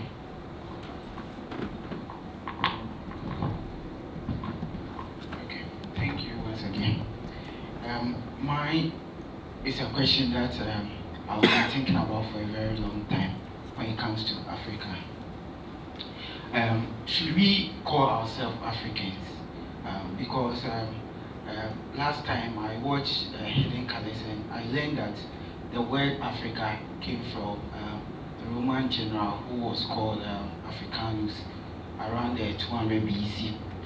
And if we are calling ourselves Africans from an European or a white man, or if we call ourselves a name which was for someone who was not an African, we have to do something about that. because in the olden days, Africa was not Africa in terms of name. It was called Ethiopia, Kemet, and Co. Why don't we use that names instead of African or Africans? Thank you.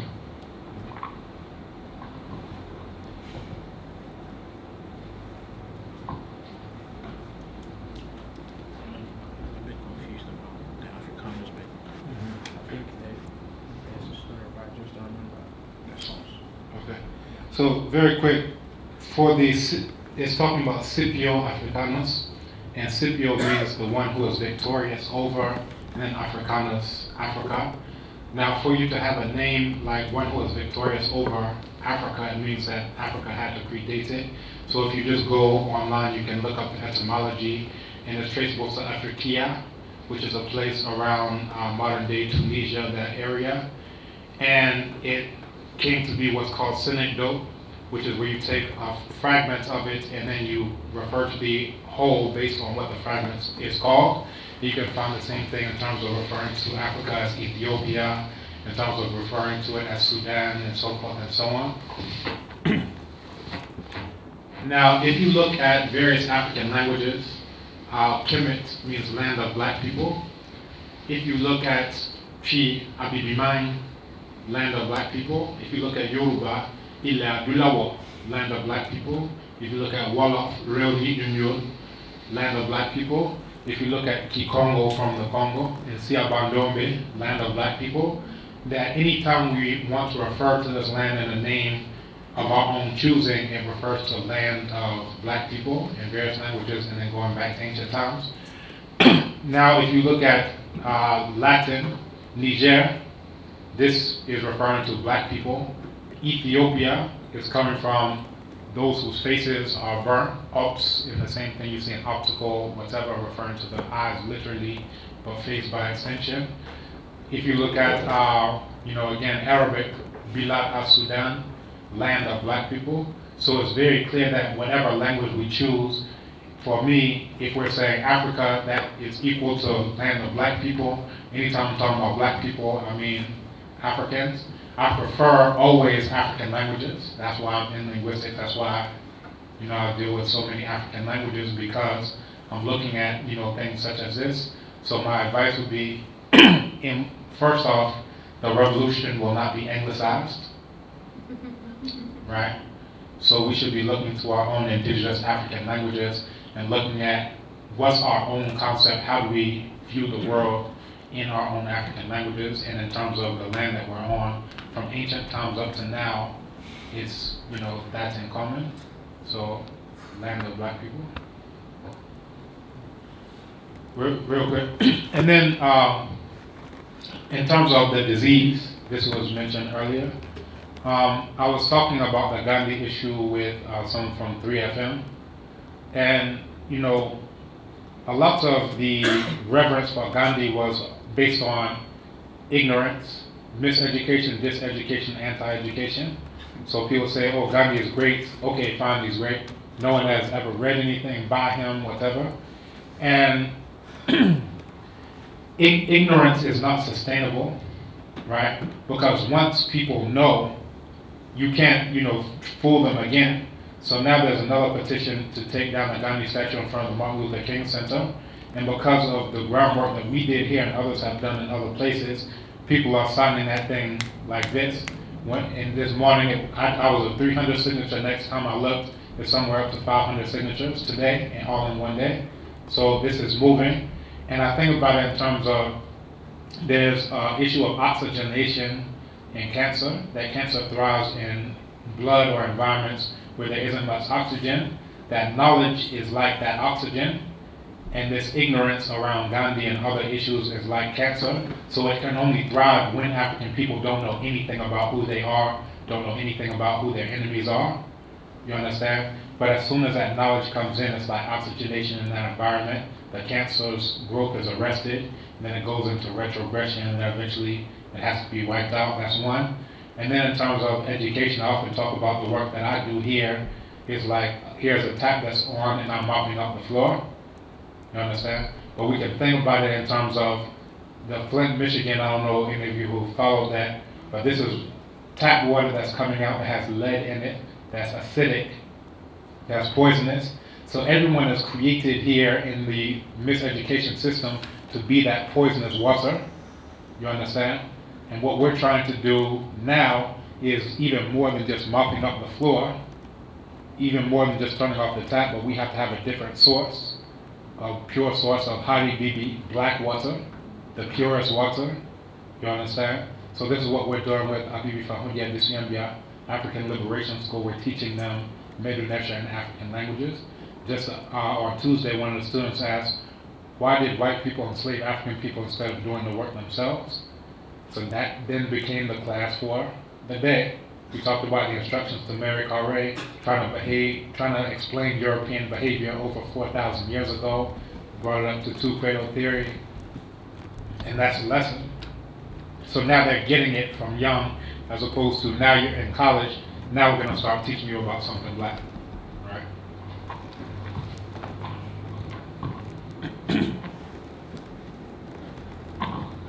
Thank you very much. Gogba, it's my name. Let me just start real quick with the government and the leaders, something that my brother was talking about. If you should go back to history and stuff, like, we govern ourselves. Society begins with a family. That is the genesis, or that is the basics of it. Now today, I was just reading something on American constitution, their first constitution when it came into being. And then real quick, they quickly did something and they have to reenact and then make some quick changes and stuff to the third constitution. And then it was of this profound something that I came across, after the constitution came, that third one has been rectified, and then power is given to the people.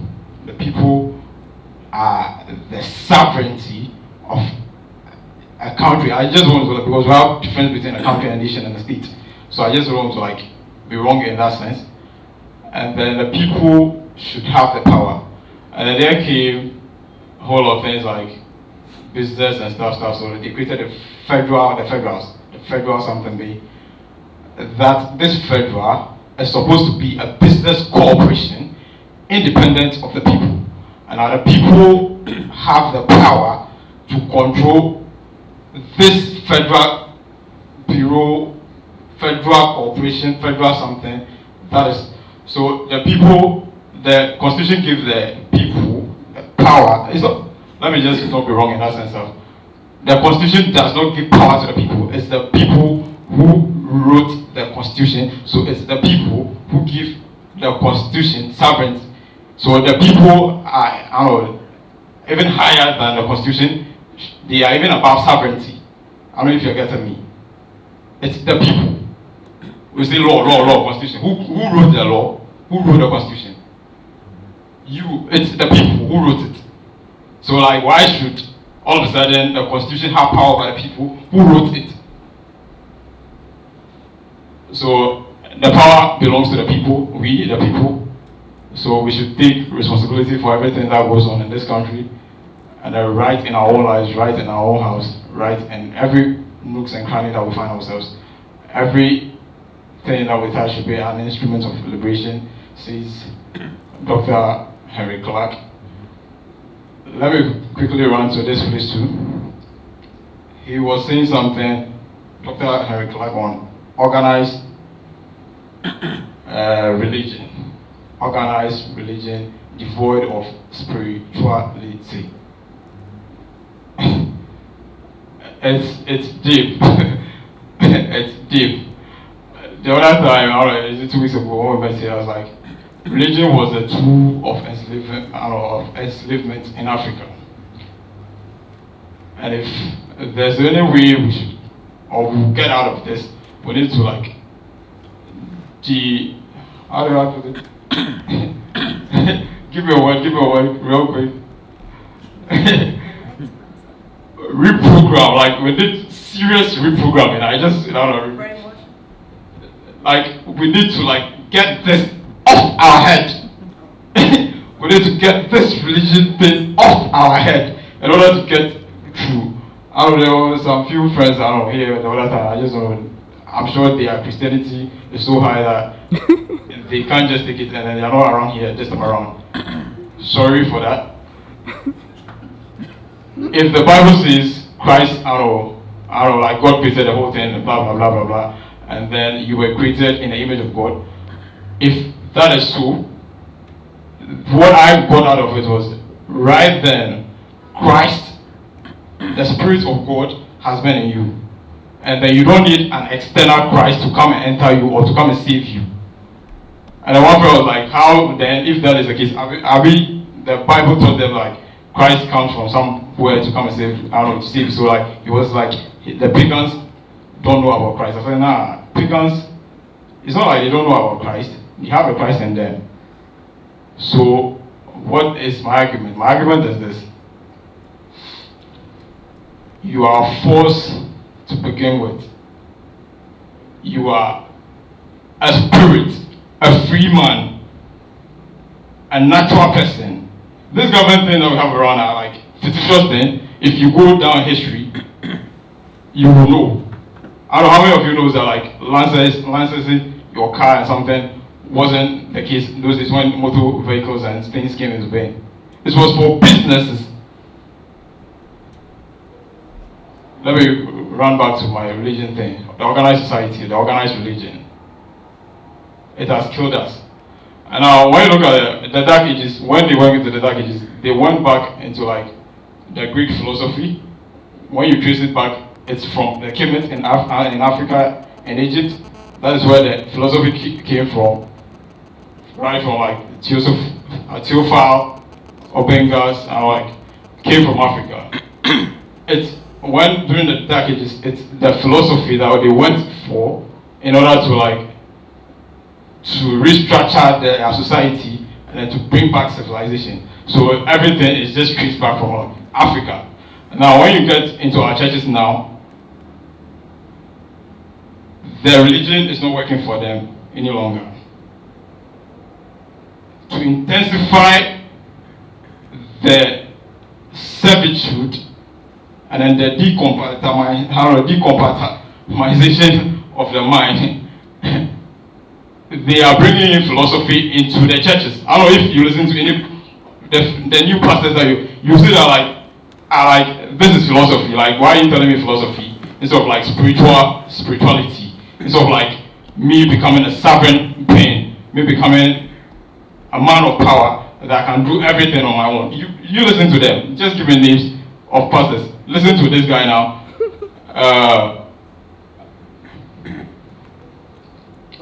Otapo. Pastor Otapo. Philosophy. It's philosophy. Listen to this. I don't know, I just got bored with it and I don't listen to them any longer. So but like you help me with the names.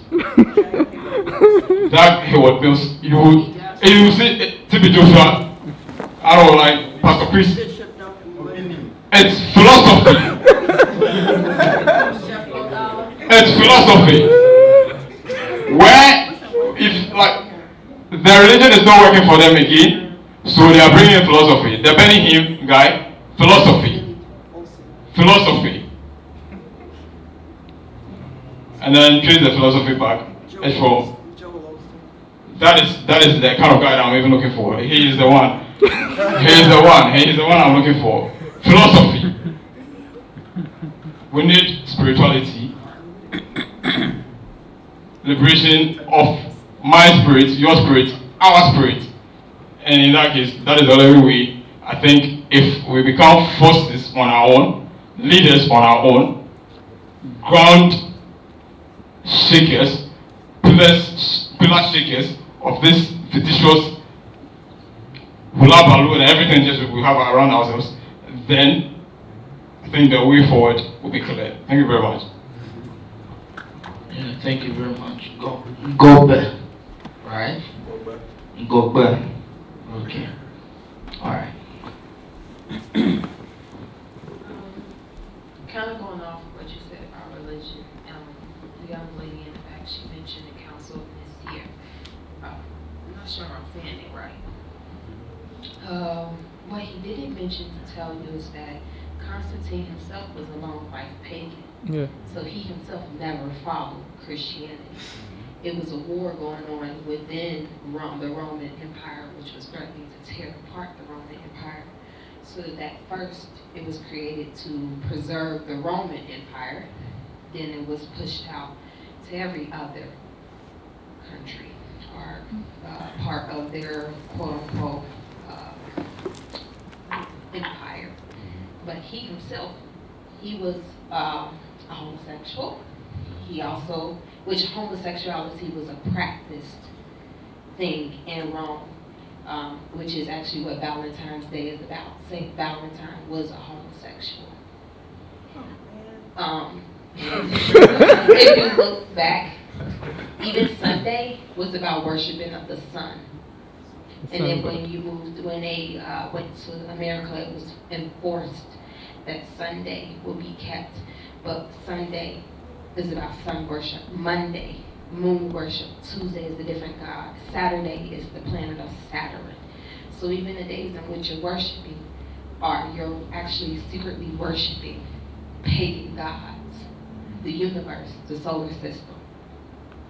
Another thing about Christianity, which I find just a bit amusing, because my husband's a Christian, so you can pretty much assure those debates in our house. It's not fireworks, because I knew and I accepted, but then I still teach him. I sent him, I have a video on my phone about this Dr. Clarke talking about Christianity, so when I watch it, I'm like, I'm going to send this to him. What was I saying? With Christianity, one of the things that bothers me is that you tell us that Jesus came here to cleanse us of our sins, but you still tell me on Judgment Day I'm still accountable for my sins. So even though I was saved, I still have the possibility of burning in hell. The concept of hell was actually, the concept that we know of hell was actually brought to us by Dante, which was, and I'm pretty sure anybody ever heard of Dante's Inferno, yeah. which he is the first one. He is the one who have categorized our idea of hell being someplace underground. So when you keep going back in time and you're understanding how the whole Christian religion works, is based off the European system.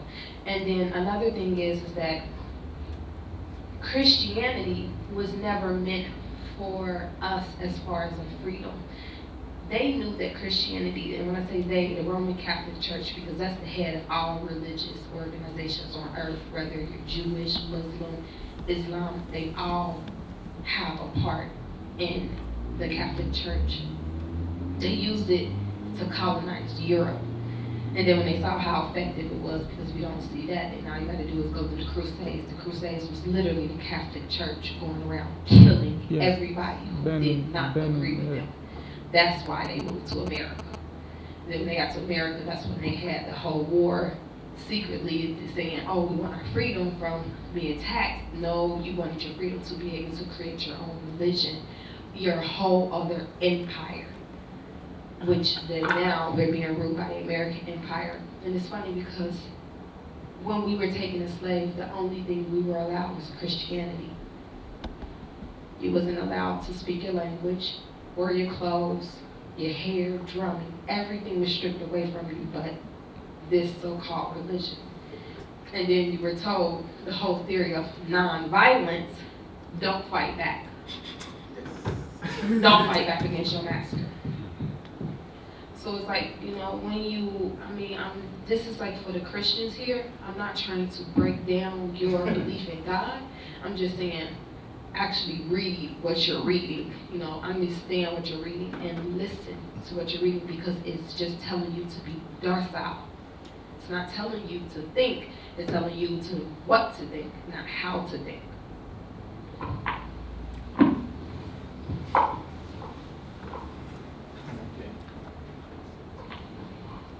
Oh, and also Christmas predated, I believe, Christianity about 2,000-3,000 years, and then the whole concept of the Christmas tree, it was worship.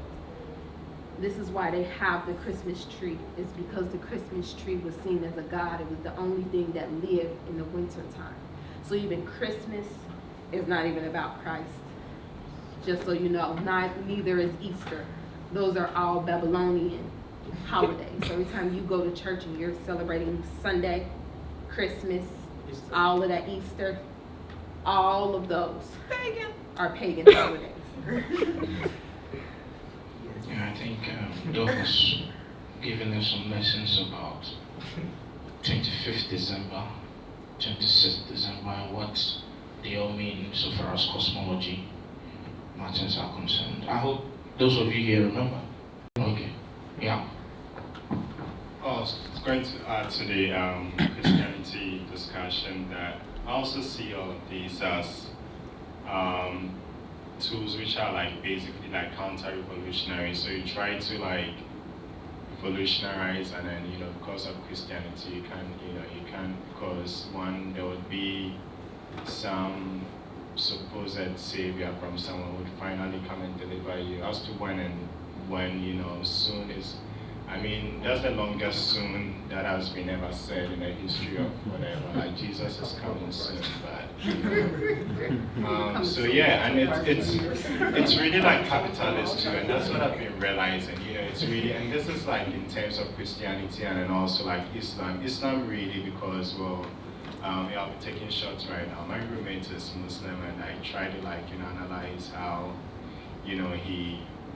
how he lives is. So basically he drinks like this tea, which is basically like Arabic, and his mat from somewhere in the Middle East, I think, a mat tea. So basically, as you are trying to, as your mind is being eroded, you are still like enriching like these people as opposed to like your own people. And I don't know, now these are things that I'm realizing, each day as I question, and I'm glad. So yeah, I see like Christianity as really like counter-revolutionary. It's also like really capitalist, you always to go give your money to this person who never gives back to you, and you keep doing it. Well, somewhere it's been said somewhere that insanity is doing the same thing over and over again and expecting different results, but we keep doing this, Einstein things, and still like, and we keep doing it. We keep throwing our money. So it's really also it's really like capitalist, and these are, we should also see it as it is and try to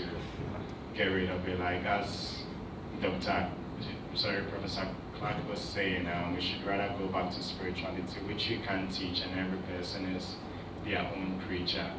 And also, yeah, talking about capitalism too. Now, talking about like women and gender, like all of a sudden they're trying to talk about, we've got to put women in all of these places that are already like capitalist and all of that. So you see, I'll use like Hillary Clinton as an example, like, this liberal Democrat, whatever, she is, but basically want to get a woman there so that now women can now also like take part in the exploitation. It's not about, really empowering women or making an equal stance or anything. It's just about getting, well, now let's put women in there so that they can take part in exploitation and all of that. So we've also got to be really critical of these things when they come at us like, oh yeah, why don't you have like many women in there? The problem is not like, there are no many women in there, but the very design, the very structure of itself is something that we should be rethinking. So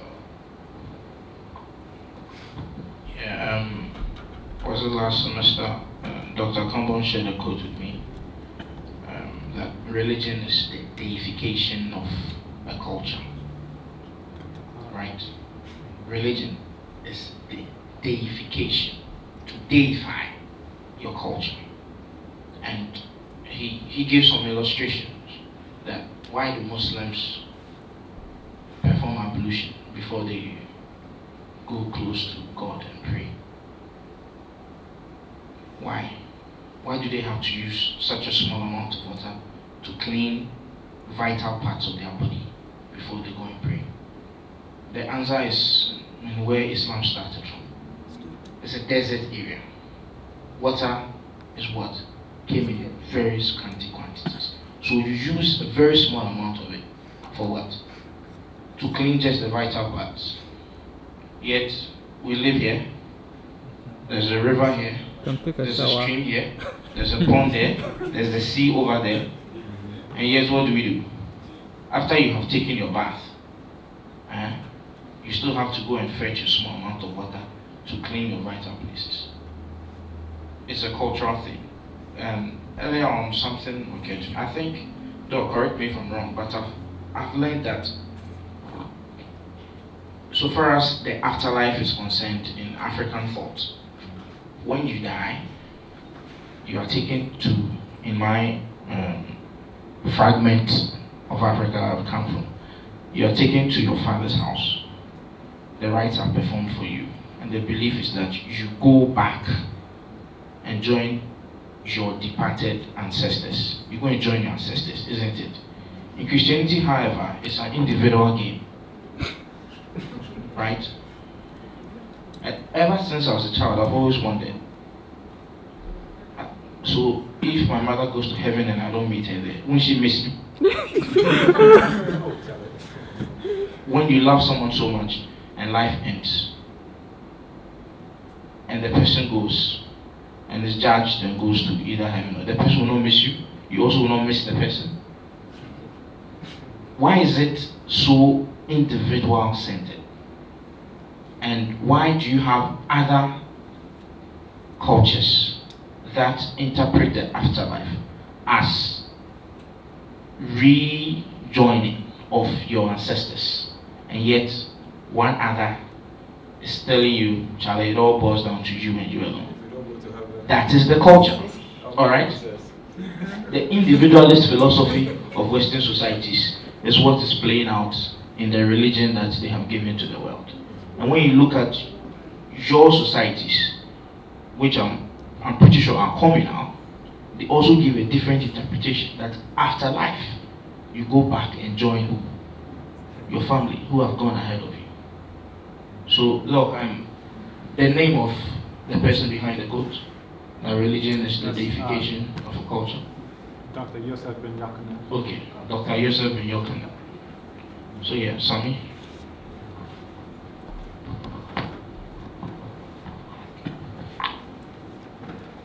Thank you.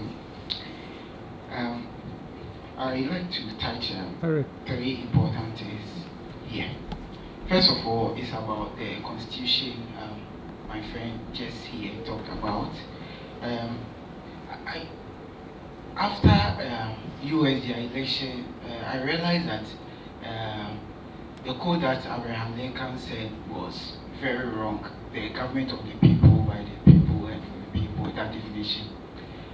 Because I realized that the person who had the most votes was not able to become the president because they said they believe in the electoral college system. And I saw a video from this CNN or something. They talked about how their elections work. And the person in it said that real democracy doesn't work and it's impossible.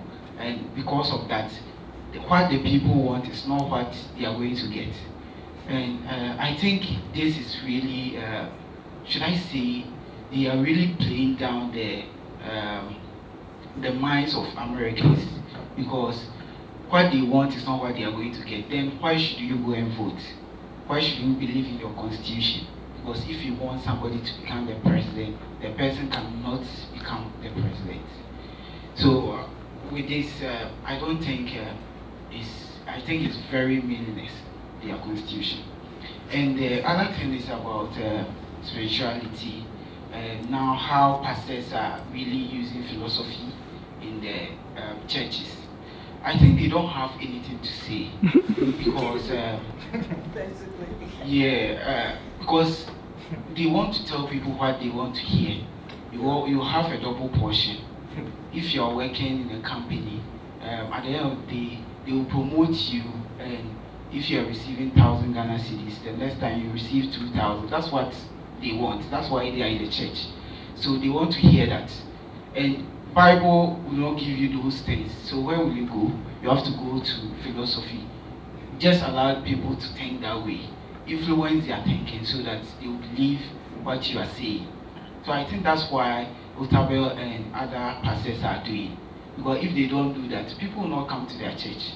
Look at the churches who really talk even about revelation, what will happen after we die. People don't want to go there because they think that they are not hearing what they want to hear. And I will also talk about the fashion that Doc said. You know, I've been always thinking about fashion when it comes to Africanism, because we have to wear shirts, tacky, put on your belt, sometimes tie. And last time during my MPhil thoughts class, we went for a seminar on our proposal, and one of my mates was wearing an African wear. It was Friday, and after his presentation on his proposal, one of the lecturers asked him, "Why are you wearing an African wear for this occasion?" And he said it was Friday, and that's why he's wearing that. And I don't know, maybe it affected him in his mark, because the way they took it, I really saw that it will affect him. Because all of us, we are in tie and we are neatly dressed for the occasion. So I remember this thing also happened to Ephraim when he was in Resec over here. He went to church in an African clothes, just like Professor Nketia, and they sacked him because of that. So I don't know whether this thing we should do that, because if you're going for job interview, even if here you're a professor, you're going for inaugural lecture day, I don't think they will expect you to put on the cloth. So should we put on cloth when we believe we are free, or we should dress for the occasion? Because if you are going for an interview, I don't think you put on an African wear and you go. So I think with fashion, it depends. It depends on the occasion that you are going. Because if you want to get what you want to get at that moment, you have to believe or do what they want you to do. Or just leave whatever they expect from you and do what you want. And stay in your own shell. Thank you. Okay, I think Mario's on is up now. Finally. Just a quick follow-up question. Are you saying Western wear is more privileged over African wear in Ghana? Oh, sure. It's not.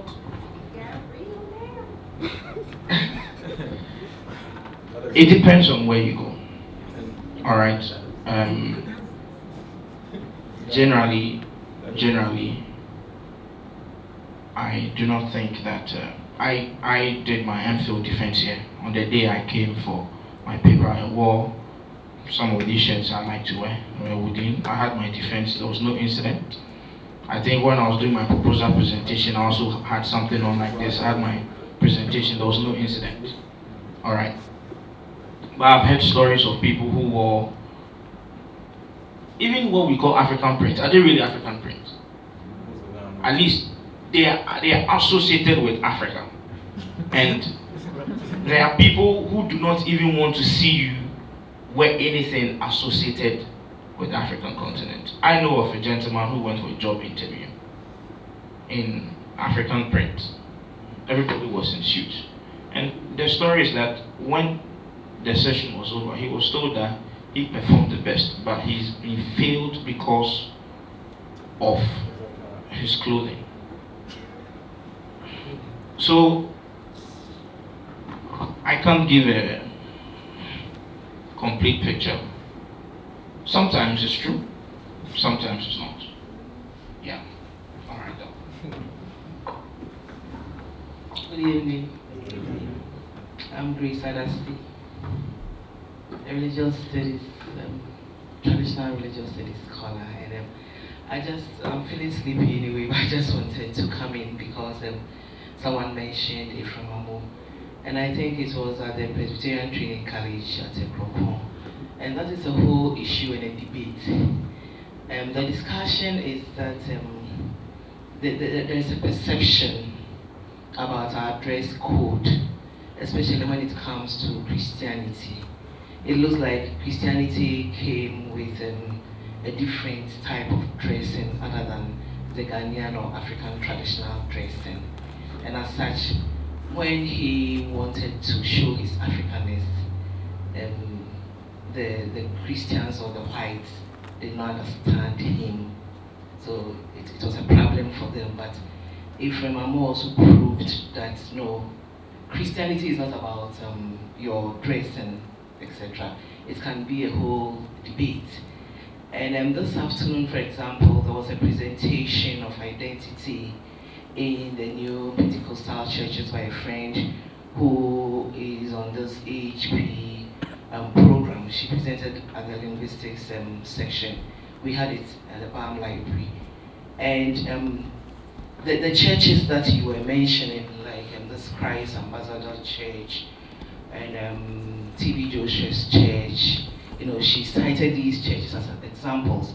And the dress code also came in as a form of identity. In these churches, even though they are being initiated by Africans, you realize that the dress code is now different. They try to put on suit, and there's even a reflection on your qualification. You are in Christ Embassy, and you need to have a master's degree, a PhD, and if you want to be a pastor before you can even be posted to the cities to oversee some congregations.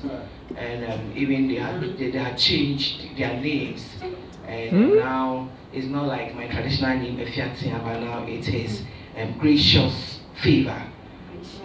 Yes, blessings ever, and even their greetings is now is not Machimaha, but it's God bless you, and you know. So it's a whole lot of things.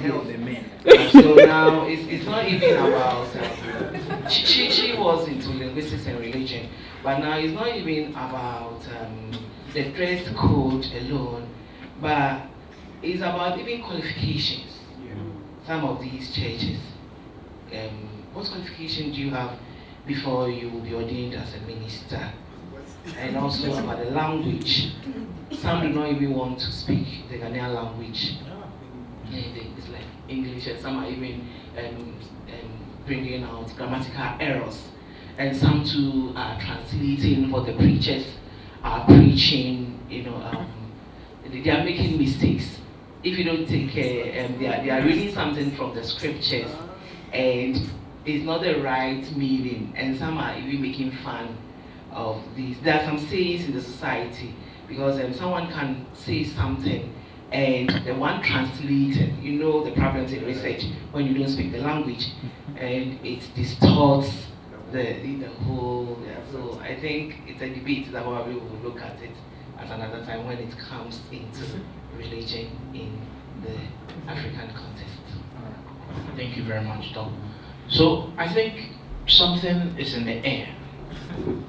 It's about the very interesting relationship between Christianity and self-hatred.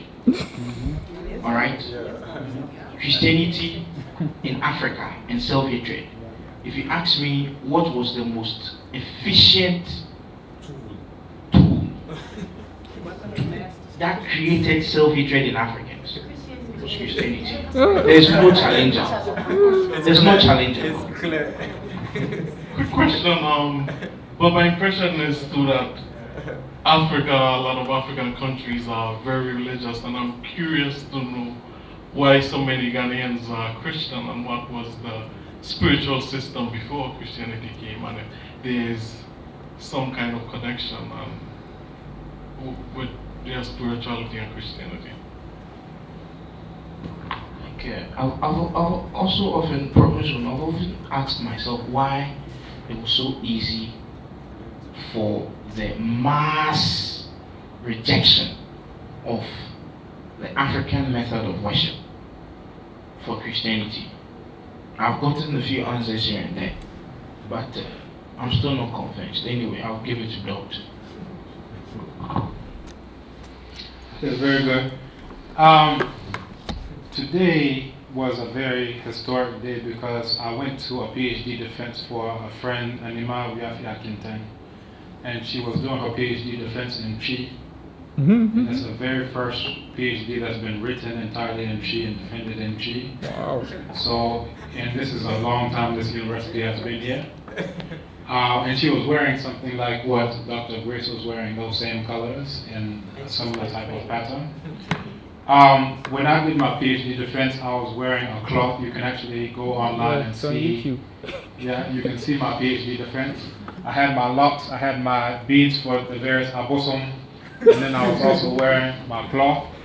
And I won the Vice Chancellor's Award for the best PhD. The year I came out. When I went to my job interview, I had on a different cloth, and I had even more beads on, and I had my hair, tied up in a specific type of way, and I think I had my porcupine quills in my hair. So the former director, Prof. Adamako Ampofo, when she saw me in the hall walking to the job interview, she said, "Oh, are you trying to scare people?" I said, "No. I want you to know what you're getting into from the outset."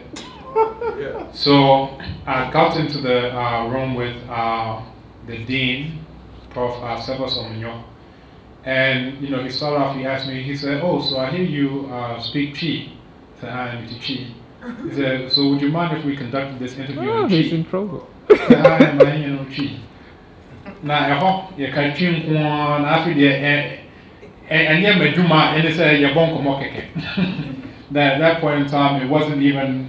It was just the novelty of here's this guy from the U.S.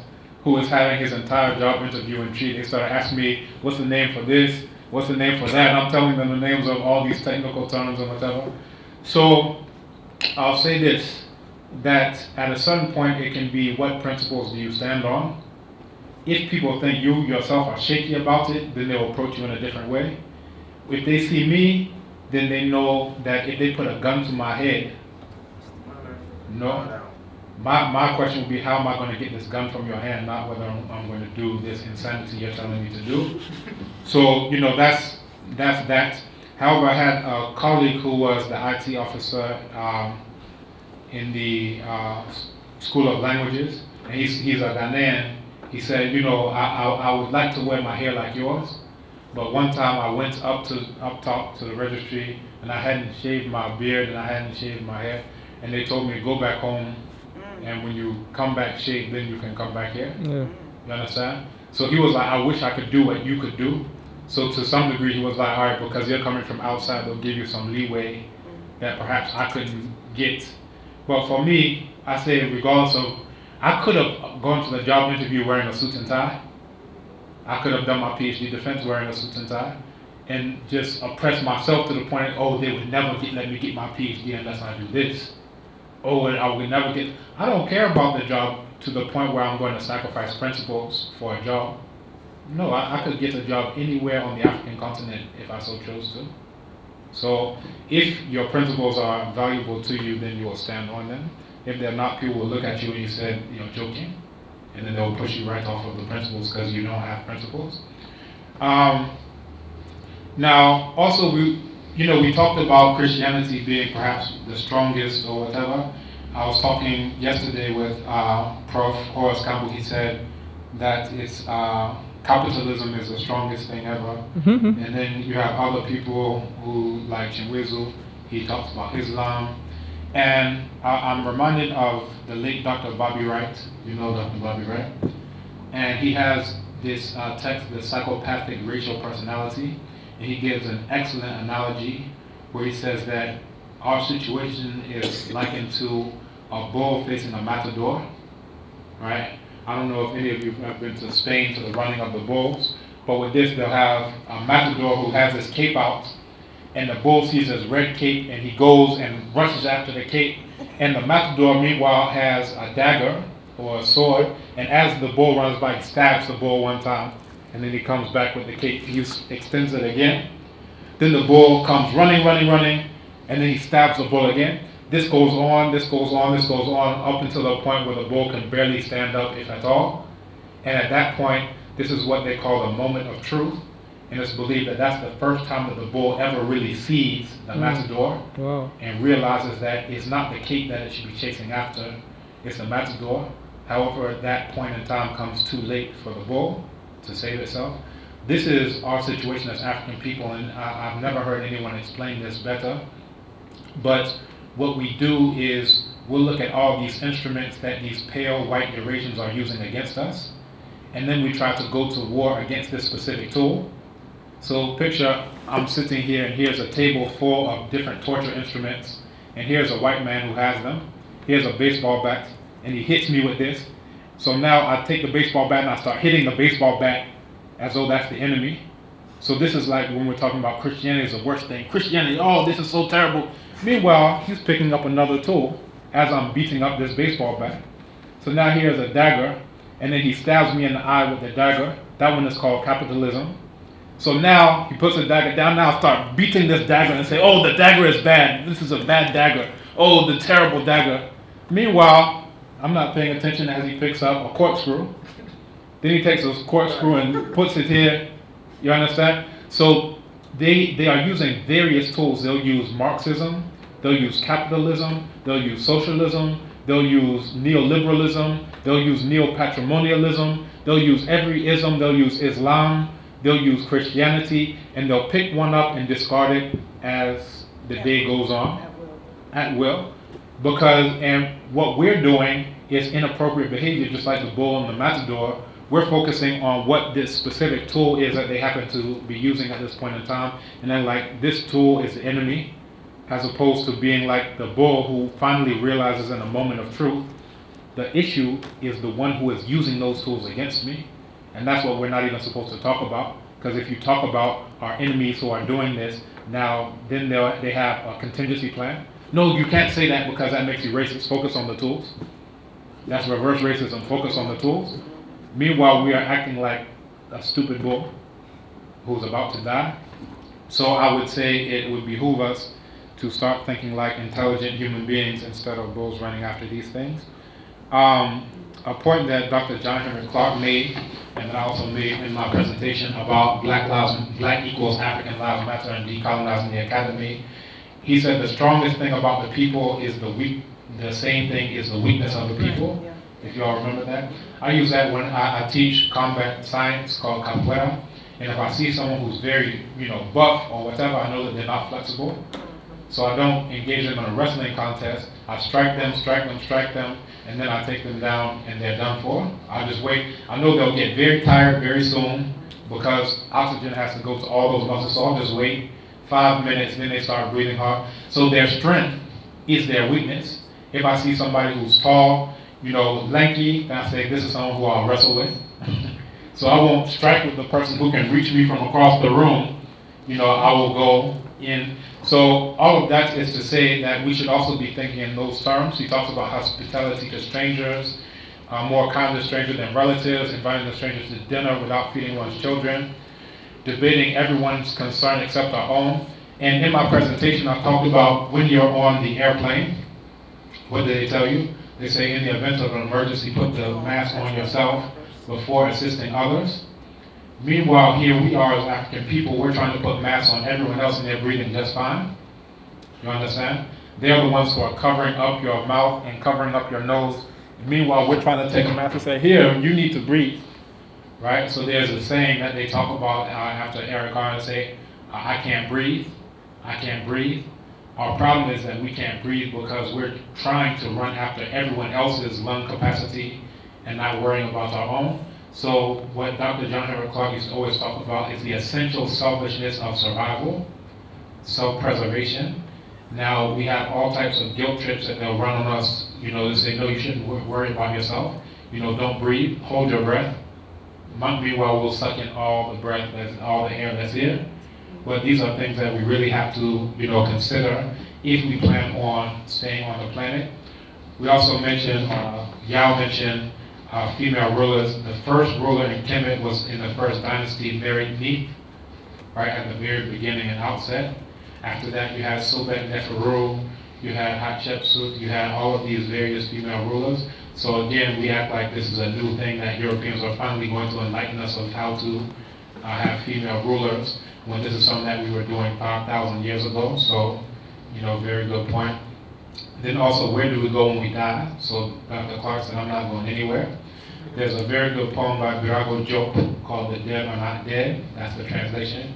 It was Les Souffles in the original. But he says, Listen more often to things than to beings. Listen to the voice of the fire, the voice of water, hearing in wind the weeping bushes, sighs of our forefathers. The dead are never gone, they're in the shadows. The dead are not in earth, they're in the rustling tree, the groaning wood, water that runs, water that sleeps. They're in the hut, in the crowd.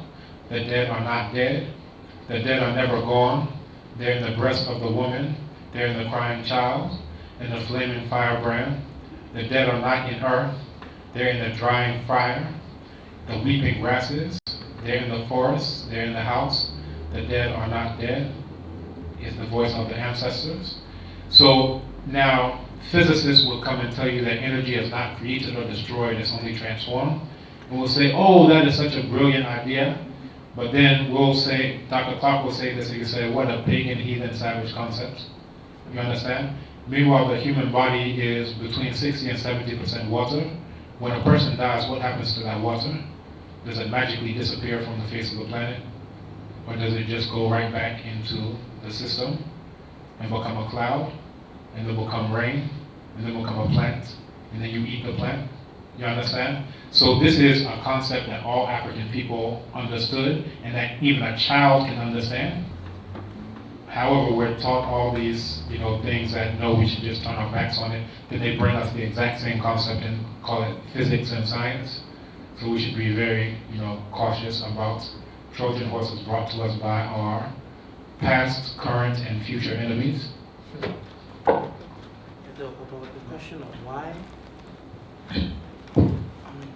when I was born in the 80s, growing up in the 90s, it was a long time after much had happened between Africa's contact with Europe. But what caused the mass rejection of the African methods of worship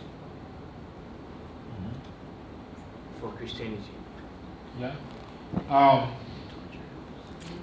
There's a movie that was done in the 70s by, I want to say it was Usman Semben, called Emitai. And the context of it is the French are conscripting people to go off into the World War. And they're rounding people up in the village, and the people are trying to fight back. So they are appealing to their deities to help them out. However, the French have superior weaponry, and they're starting to kill all these people.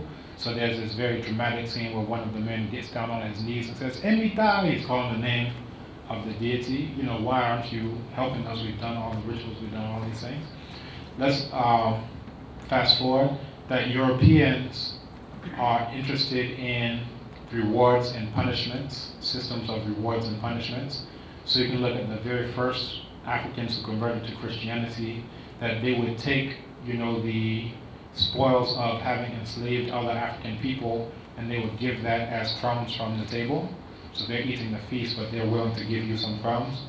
And then other people will see that, and they'll say, oh, look, I'm going to do a cost-benefit analysis. So Europeans are enforcing this thing. It's not that the thing itself it has any value. It's that I'm going to enforce a system of rewards and punishments. If you are willing to say that this imaginary white man of Caesar Borgia is your one true savior, then I will give you this. If you do not do that, then we will shoot you. Then we will cut off your hands like they did in Congo. Then we will, cannibalize you. We'll put your head on a stake. So, when you're looking at the origins of this conversion, a lot of it has to do with the different levels of power that Amos Wilson talks about. So one is power as brute force. You have power as coercion, power as influence, and then power as manipulation. So they were using the more rudimentary levels of power in terms of brute force early, then they went to coercion, then they went to influence, and what they're doing now is manipulation, which is the most effective because it's the hardest to fight back against. And this is what we're seeing now. So even during colonialism, you didn't see such a mass thing as what you see now, because what they're using now is a much more sophisticated weapon, which is manipulation as power. And all of it boils down to rewards and punishments. You will get this huge church, which is the crumbs that come off of the table out of the trillions that they steal out of Africa. But you'll be, the head slave on the plantation. You understand?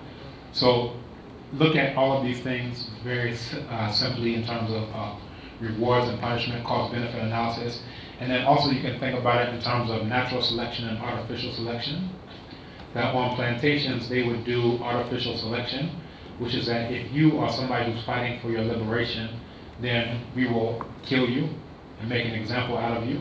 We won't kill you easily. It will be something, pulling your different body members apart, tarred and feathering you, all these types of things, butt busters, all these types of things.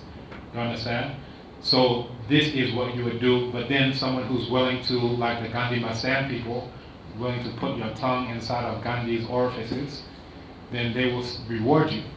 You understand? Now you will be the one who is able to pass on your genes. So in a documentary called Cosmos, I think we talked about this. Yeah. They talked about how all dogs are descended ultimately from wolves. However, there were some whose genes were slightly different, that they were less afraid of fire, less afraid of men. So those are the ones that are going to come closer. And now it goes from survival of the fittest to survival of the friendliest. And this is what's going on with African people, that if you are willing to go with what these pale white Eurasians say do, then they will reward you. They'll pat you on your head with grants, with funding, with a job, with all these different types of things, right? So that's artificial selection. You've gone out of the pale of natural selection to, the best Africans are the ones who are going to survive, to know you'll be able to feed your family if you go along with this. So all of these things boil down to rewards and punishments and then cost-benefit analysis. Can you go back to what you just said about putting your tongue up there? Yeah, there's this group that's calling itself Gandhi Must Stand.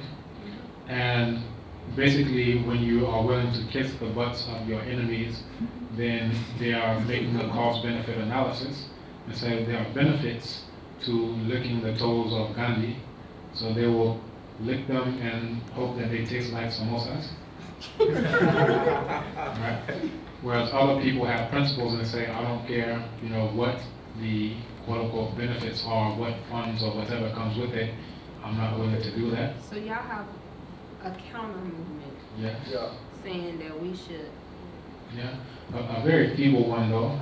So we have 1,900 signatures, 1,900 signatures.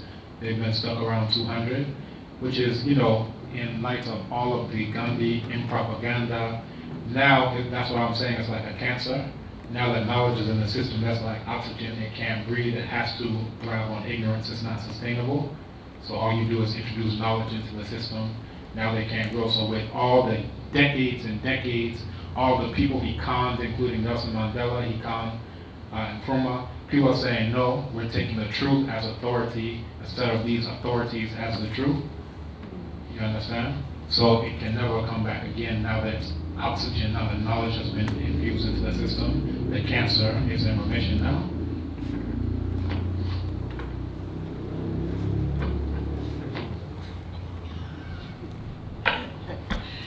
One of the things that I was thinking about when I was watching the film was the interface of diasporans and Ghanaians when we're coming here and what that dynamic is like. And I've been having some interesting conversations over the last couple of years with people about that.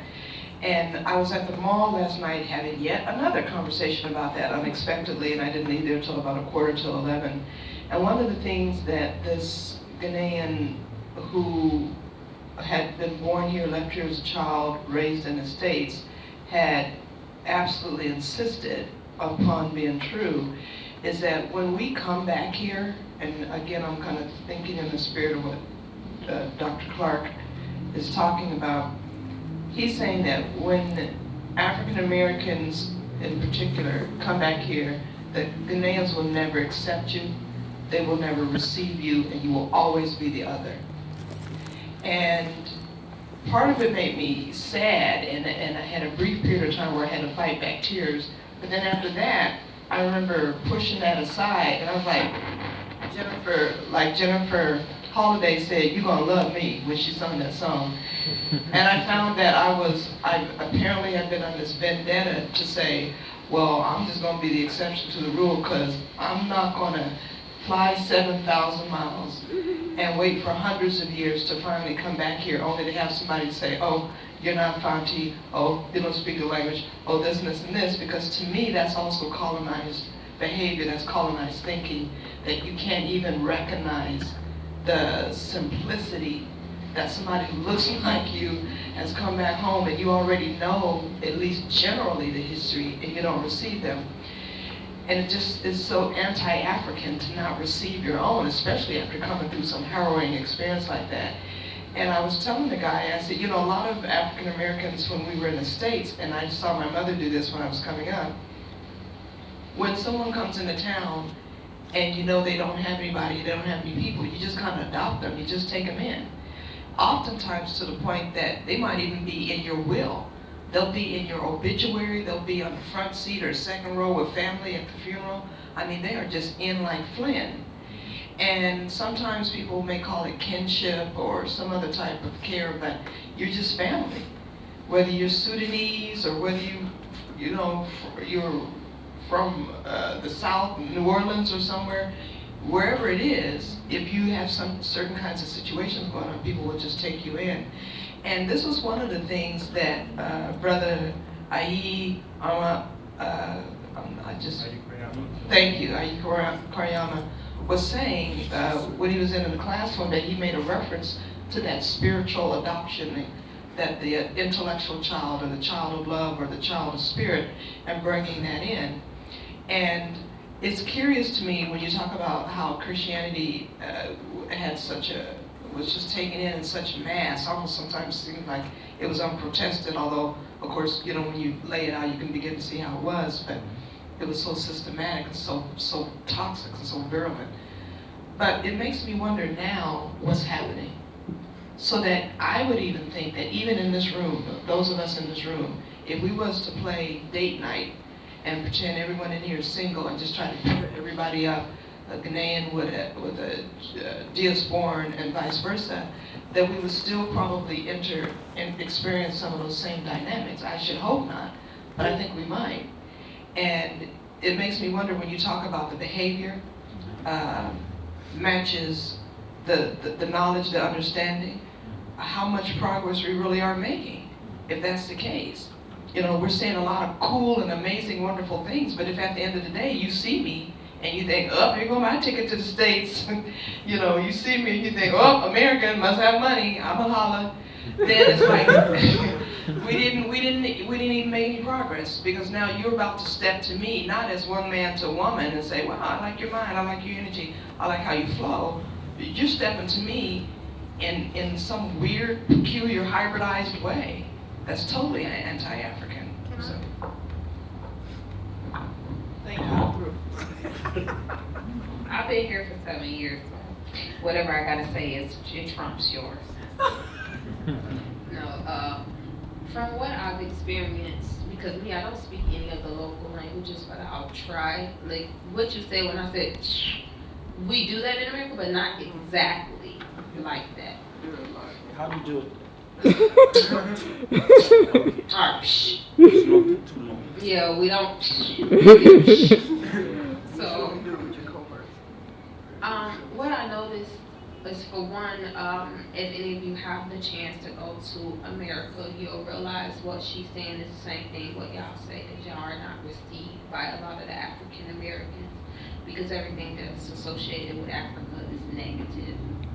And then what I see here is that what they encounter is that a lot of them who have family that's in the States, they have already been told by their family, oh, stay clear of these people. There's some way, the Akata, they're Bruni, but they'll definitely say for Black Americans, they're Akata, they're violent, they're this way, they're this way. And me, my experience I had is that I've always been received, because I always went with an understanding and then an attitude of teach me. So it depends on the individual if you go there, because Americans always felt like that what they know is here, even above Europeans, what we know is here, and Europeans is here, and then Africa's down here. But if you go to them with the teach me attitude, or make me understand, because it's many things that Africans, not just the Ghanaians, but the Nigerians I met, just seems completely strange to me. But then I ask you, well, then why do you do this? And why do you celebrate that? And then why do you say it like, and then how do you say it like this? And then you're received more than when you're going towards them with the attitude that, oh, you should do it like this, we do it like this, so you should do it like this. There's always going to be this difference. Because when I see an American, I can tell you you're an American from across the room. And I know you're an American just by the way you look. But when you come here and you feel like you already got your reserved attitude and you feel like, you know what, I don't know, then just go. Because me, I didn't come here with a tourist group. I didn't come here. I came here and I straight up went to the market. And I just bargained like that. I came here and I just mixed amongst the people. And I just learned. I took the Trojan. I did everything. I still take the Trojan to this day. Just mix in and learn as you go. And then have an open spirit. And you won't really that's common sense. Yeah. I'm saying that this guy is saying that no matter how hard. Maybe that's his experience. He's trying to tell you something from his experience, and because I left by that time. I was with her, but by the time you met him, I left. But see, then a lot of Africans who have went over there, then they come back and they feel like, oh, I'm more esteemed, I know more. And yeah, maybe that's the probably attitude that you met from your family, but me, I can't say that from every Ghanaian because I'm here. And it was like, what, 3-4 Americans in this room, the rest of them, I don't feel the fact that I'm pretty sure everybody here would say, oh, if I say I'm hungry and I don't have money to get home, how many people will offer to help me get home? It was almost the whole room. A couple of hands didn't go up. I thought it was a rhetorical question. I didn't raise my hand. But the point is that in America, you can ask somebody for money and they'd be like, I know you like that. But he was saying that, and it could have been his own experience. I don't know, it just sounds interesting. It could have been his own experience, but he was saying that, because I was talking to him about like these types of events and some of the WhatsApp platforms, and he was like, it doesn't matter how hard you all try, the Ghanaians will never accept you. They will always see you as a foreigner, as the other, as the stranger. He was like, you can bank on it, you can count on it. They will look you in the face and nod and smile and agree and say, oh, Charlie, this and this and this. But he said, I'm telling you, they do not see you. Well, let's ask the name. As and so therefore I was curious. I wanted to put it out in the discourse. I want to hear a Ghanaian, somebody African. I'd like to hear what's your experience. What I experienced? After being in Ghana all these years, How many years have you been in Ghana? It'll be 3 in February. And almost 3 years, do you feel that all the people you meet, all the people you have been together with have not really accepted you? Not all. Not all, of course. Yeah, not all. But somehow. But a lot. A lot have. A lot have not. A lot have not. Yeah. Okay. Like for instance, example. So the neighbors who I'm the only African American, if I can use that term, in my village.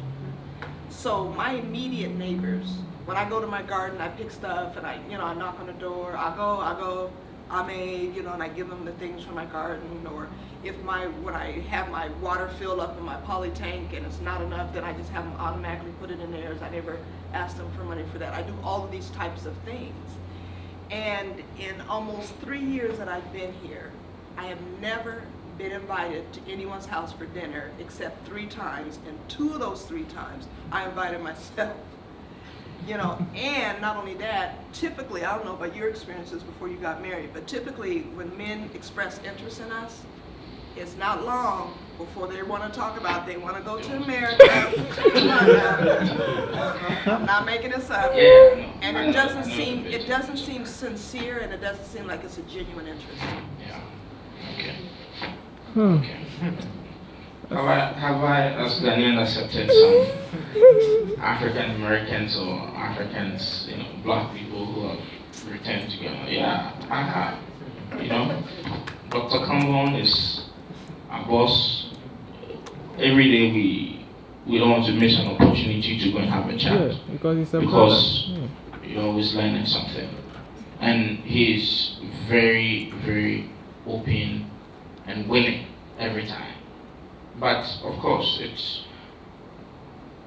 I've heard your story, but I think what the gentleman said, in spite of some evidence in support of it, it cannot stand on its ground, because I think there's quite a good number of Ghanaians who would accept you. I've been invited over to several people's houses. So, They've done everything. I just figured it's my locks, or maybe because I'm by myself. And in my area, and I'm definitely gonna call it a village. That's what it feels like. They call me O'Bruni. O'Bruni. Yeah. Those who know me call me Sister Yaya. But the kids O'Bruni. I just look at my skin and I'm like, oh. You are not O'Bruni at all. I know, but I know that it's also an educational thing too. That's what they know as foreigners. But me, I feel like it comes part of your attitude towards them. Yeah. How willing are you willing to accept them? Yeah, I don't get that. It doesn't matter how willing I am to accept, and how many soccer games in my village I go to and shout and cheer, and how many times I talk with taxi drivers and let them teach me to try to speak Chi or Ga or Ewe or whatever. At the end of the day, they all go and do their thing, and I'm just kind of like, hey. What does acceptance look like for you? She just want a free meal.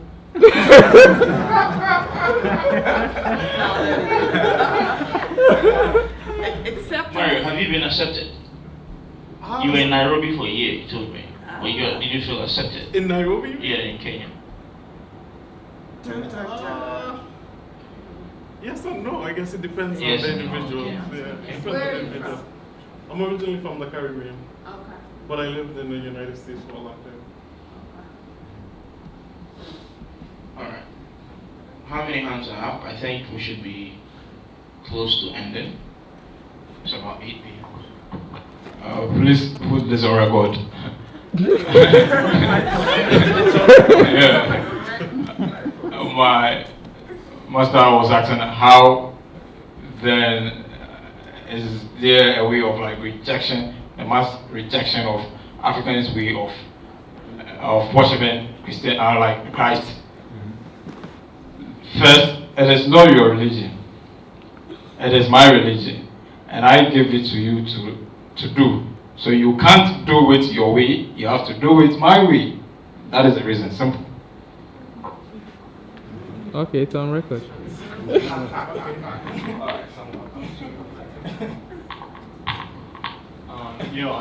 On the issue of acceptance, I do feel your pain because I do tend to spend some time when I'm not here in Cape Coast. I've got a friend, right, who lives right by the beach, and I go to spend some time with him.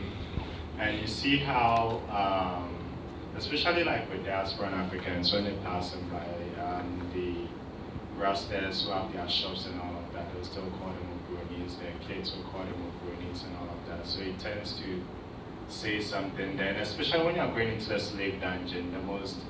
One of the most saddest days of my life, I was going with a friend who is diaspora and African. So we get in there, they want to charge him an Ogroni price. Like, they're like, you're going to pay 40 cedis. And that's what Ogronis do pay, whilst Ghanaians would pay 30 or something, or 5 cedis. Yeah. But this is someone who recognizes that this is where my ancestors, if not might have come from, they came from, at that very time. And then they were just rude about it. You either pay or you don't. He was just broken. Like, I'm going to pay homage to what could have been, the last, place whereby my ancestors had their foot when they were here, like, on the land. So it was really like mentally devastating. So I do understand also from that perspective that sometimes just, from that connotation as American or someone from the West, you are seen as an other. But other than that too, there is also like a conscious group of Africans, of Ghanaians who have their arms also open to, like whoever, no matter where they may be, so long as they're black, they see them as brothers and sisters. And there is like a lot of us here too. So yeah, I mean, I do see both ways, and it's something that we should also, in a way, like be engaged with. And I think what I was bringing in Dubois and all of the talk on double consciousness, but in a way too, it also comes from the diasporan side too, and how they react when or how they respond, being around here. Having to lose that American side too may also be. But anyways, it's a whole issue that maybe we may talk about sometime. Alright, so brief one, and then the lady beside you.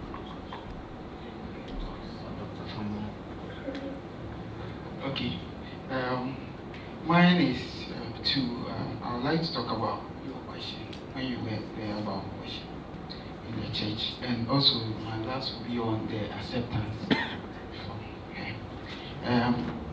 I think these churches, they are able to overtake Africa or Ghana with church because of how they have changed the type of worship.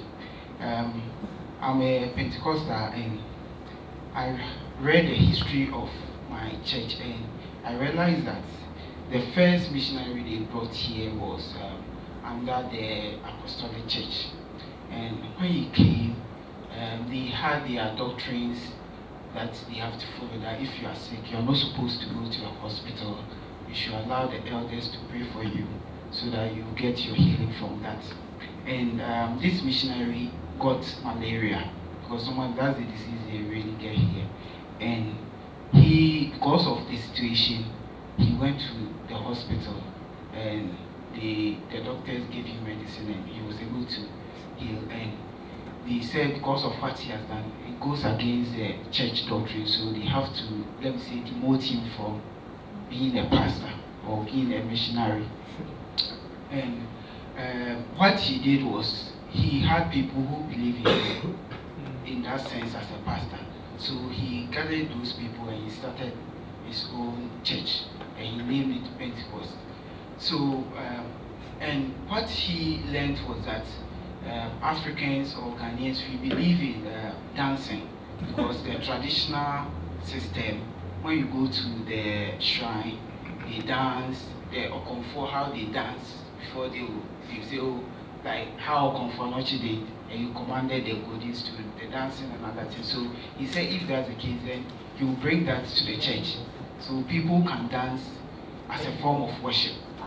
And last semester I went for an inaugural lecture. That's where I really understood that history, Professor Omenyo. And he said that his lecture was about the growth of churches in Ghana. And he said that the Pentecostal churches are growing faster. And he brought the emphasis of that type of worship. That's why a lot of people are going there, as compared to the other churches where you stand and you sing hymns. So from this, I realized that because of the type of worship that we have in the churches, that's why a lot of people are easy to convert into the churches as a form of response. So they dance a lot, and we like dancing. You dance after sweating, then you will sit down and you will listen to the worship. And my last thing about the acceptance, I think this one, it depends on where you are staying or where you live. Ampuma Village. Okay, every community and the type of people they live there, they are communities where people are more together. I will not talk about maybe their culture or their tribe, but there are some communities where people live together. And if, for example, in Accra here, we have a lot of communities where a lot of people come from different places, and because of that, they see themselves as individuals. And if they are individuals, they don't want to have anything to do with the community as a whole. So if maybe you get to other parts of Ghana, especially when you come to my part of the country, people are more acceptable, or they really accept people easily. If you are an outsider, they always try to befriend you, have a lot of relationship with you. And They don't care whether even you come and stay with them in their homes, eat together, do everything together. Even if you want to be, at the end of the day, if you want to be buried in their burial ground, they will allow that. So I think it depends on where you are living. Maybe when you go to other parts of the country, you may see different types of people when it comes to acceptance. Thank you. So we'll take the final words from Dr. Campbell and we'll call it a day till we meet next week, Thursday. Yeah, I think just in terms of acceptance, one thing that I find, and this is what most things who seem to need it or want it the most get it the least, and those who, seem to want it the least seem to get it the most. So if you're a type of person who really needs acceptance or really needs applause or whatever, people won't give it to you. But if you're just doing your thing and you're like, I'm just doing my thing, that's where you're getting. I find that that's one thing that how it pans out. But then along the lines of what our young sister said, and what I also heard before, is that it depends a lot on the specific African you're dealing with. What level of consciousness is this person? Yes. And I've gotten it from both sides of the oceans because when I was younger, I grew up in the South in the 1980s with the name Obadele Kambo. So people say this is an African. So they call me African Booty Scratcher. I don't know if you've ever heard that. I got called, oh, you so black, all types of stuff. So, I've gotten, so if I just generalize and say, oh, they're treating me like how a continental African would do it, then I would make a generalization and say, well, how do Africans in the diaspora accept continental Africans? Growing up, it wasn't very good. But then by the other side, you can see this. At this point, I don't necessarily even look for acceptance. I mentioned I was at this PhD defense, and it was on the use of Akan language on radio and TV. So she had her whole title in Chi, but then she had radio and TV. So I raised my hand, and I said, do you know the word for radio or TV in Chi? So now everybody, she said she doesn't know.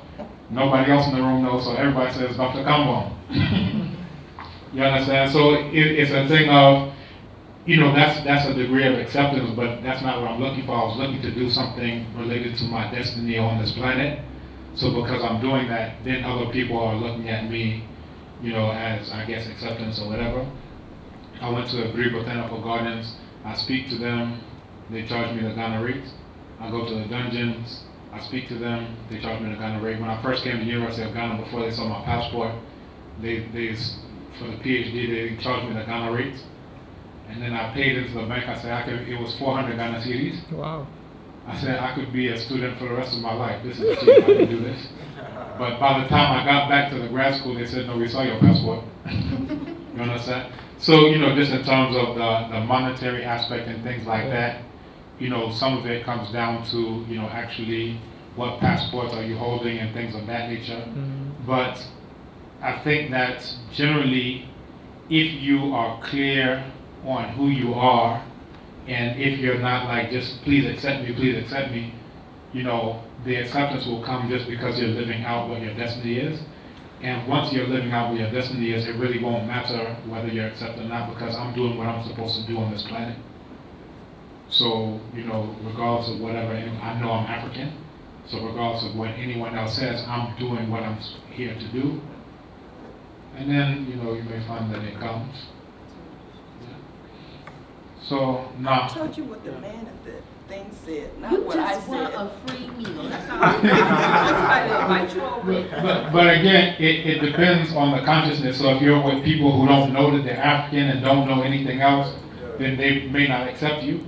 But if you're with Na, then he would accept you. So you're talking about somebody with zero consciousness versus somebody with a high level of consciousness, and then you're trying to generalize and say, what do Ghanaians do? It would be the same fallacy as if you took a continental African, put them in a project somewhere, they'd be like, you're African booty scratching. Go back to the jungle, blah, blah. But what has been put into their heads, and then what's been put into the Ghanaians' heads, to make their level of consciousness very low. But take that same continental African, put them in an African-centered school, you understand? Then this person is the resource person. This is the person who's going to teach Ghana. You understand? So just by trying to generalize all of Ghana, it depends on the level of consciousness of the people who you're interacting with. The exact same thing over there. One of my colleagues, Dr. Numbing there, he said when he went to South Carolina, 2 brothers tried to rob him. There's somebody who's going there with a level of consciousness like these are my brothers and sisters, whatever. And luckily he had studied some self-defense and he was able to whoop up on them, you know, and carry his groceries back on home. But you know, what if you generalize and say how well a continental African is received by Africans there? He's dealing with very low-level consciousness people who are trying to rob him. But again, it depends on who are you interacting with before we try to generalize to what do all Ghanaians do, what do all African anti-Americans in my case, or African Americans in other people's cases do. So yeah. Before you put the mic down, just do you go back to the States? I don't set foot on U.S. soil, so I don't go to the embassy. So you haven't been back? That's yes. A no. Yes, to put it mildly. I wanted to, in my response, include how despicable I would consider ever setting foot on U.S. soil to be, unless perhaps it's as a conqueror. But that's See, I wanted to ask you, how are you received now, but you haven't been back? No, I teach people online, so I interact with Africans from that side, but I don't go back. So you haven't been back in how long? 2008, I came 08, and I have no plans on ever going back to the U.S. Yeah. Well, this is part of what, if I can just jump in real quick, what people are encountering as they are repatriating is that just like this guy was trying to convince me that I will never be accepted. Because he's low. You know, it's and this guy is a high-ranking, you know, highly educated, affluent person. Anti-educated, what's happening? miseducated. Well, of course. Yeah. But what's happening is that as people are repatriating and they're trying to get logistical information, they're trying to get cultural information or whatever, if they meet someone like this who's telling them, look, yeah, it's nice that you go into the campus and doing this, and it's nice that you playing billiards with the guys in your village, and da-da-da-da-da. They will never accept you. They will never do this, da-da-da-da-da. For the average person, that's difficult for them to you know, to overcome. Yeah.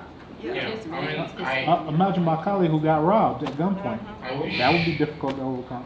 I just wish that throughout your stay here, you would encounter enough counter evidence to what he has said. Oh, myself, look, when you asked me the question, I've had both. Yeah, both. You know, I would be just lying if I didn't say I had some really good experience. But unfortunately, I've also had a lot of bad experiences, and it's not because I was misbehaving. Okay. So it's been a very long but fruitful, stimulating interaction. Some of you have sat through to the very end. You didn't say a word. Maybe I understand. Sometimes as undergrads, even as graduate students, when you hear the bosses talk, you be like, hey, it's better to keep quiet and listen than to share the little I know. But I encourage you, keep coming. I hope and keep coming and make the attempt. You know, we value your voices. So next time when you come, we'd like to hear your voice as well. But I do hope that next time you come, don't be like those Christians who, in God bless, friends, who came and they heard stuff they didn't want to hear about Christianity. So yeah, next week we are having, Next week is Black Power, the Kwame Nkrumah documentary. Okay, next week, Black Power, the Kwame Nkrumah documentary. Promises to be stimulating as well. So I hope I'm going to see all your faces and bring your friends who are teachable. Alright. And we're so grateful that you came, and we'll be looking forward to meeting you next week. So go well and have a nice evening, have a nice weekend. Take good care and come back. Let's do a group photo up front before everyone leaves. Okay, today there's some icing on the cake. We'll take a group photo before everyone leaves.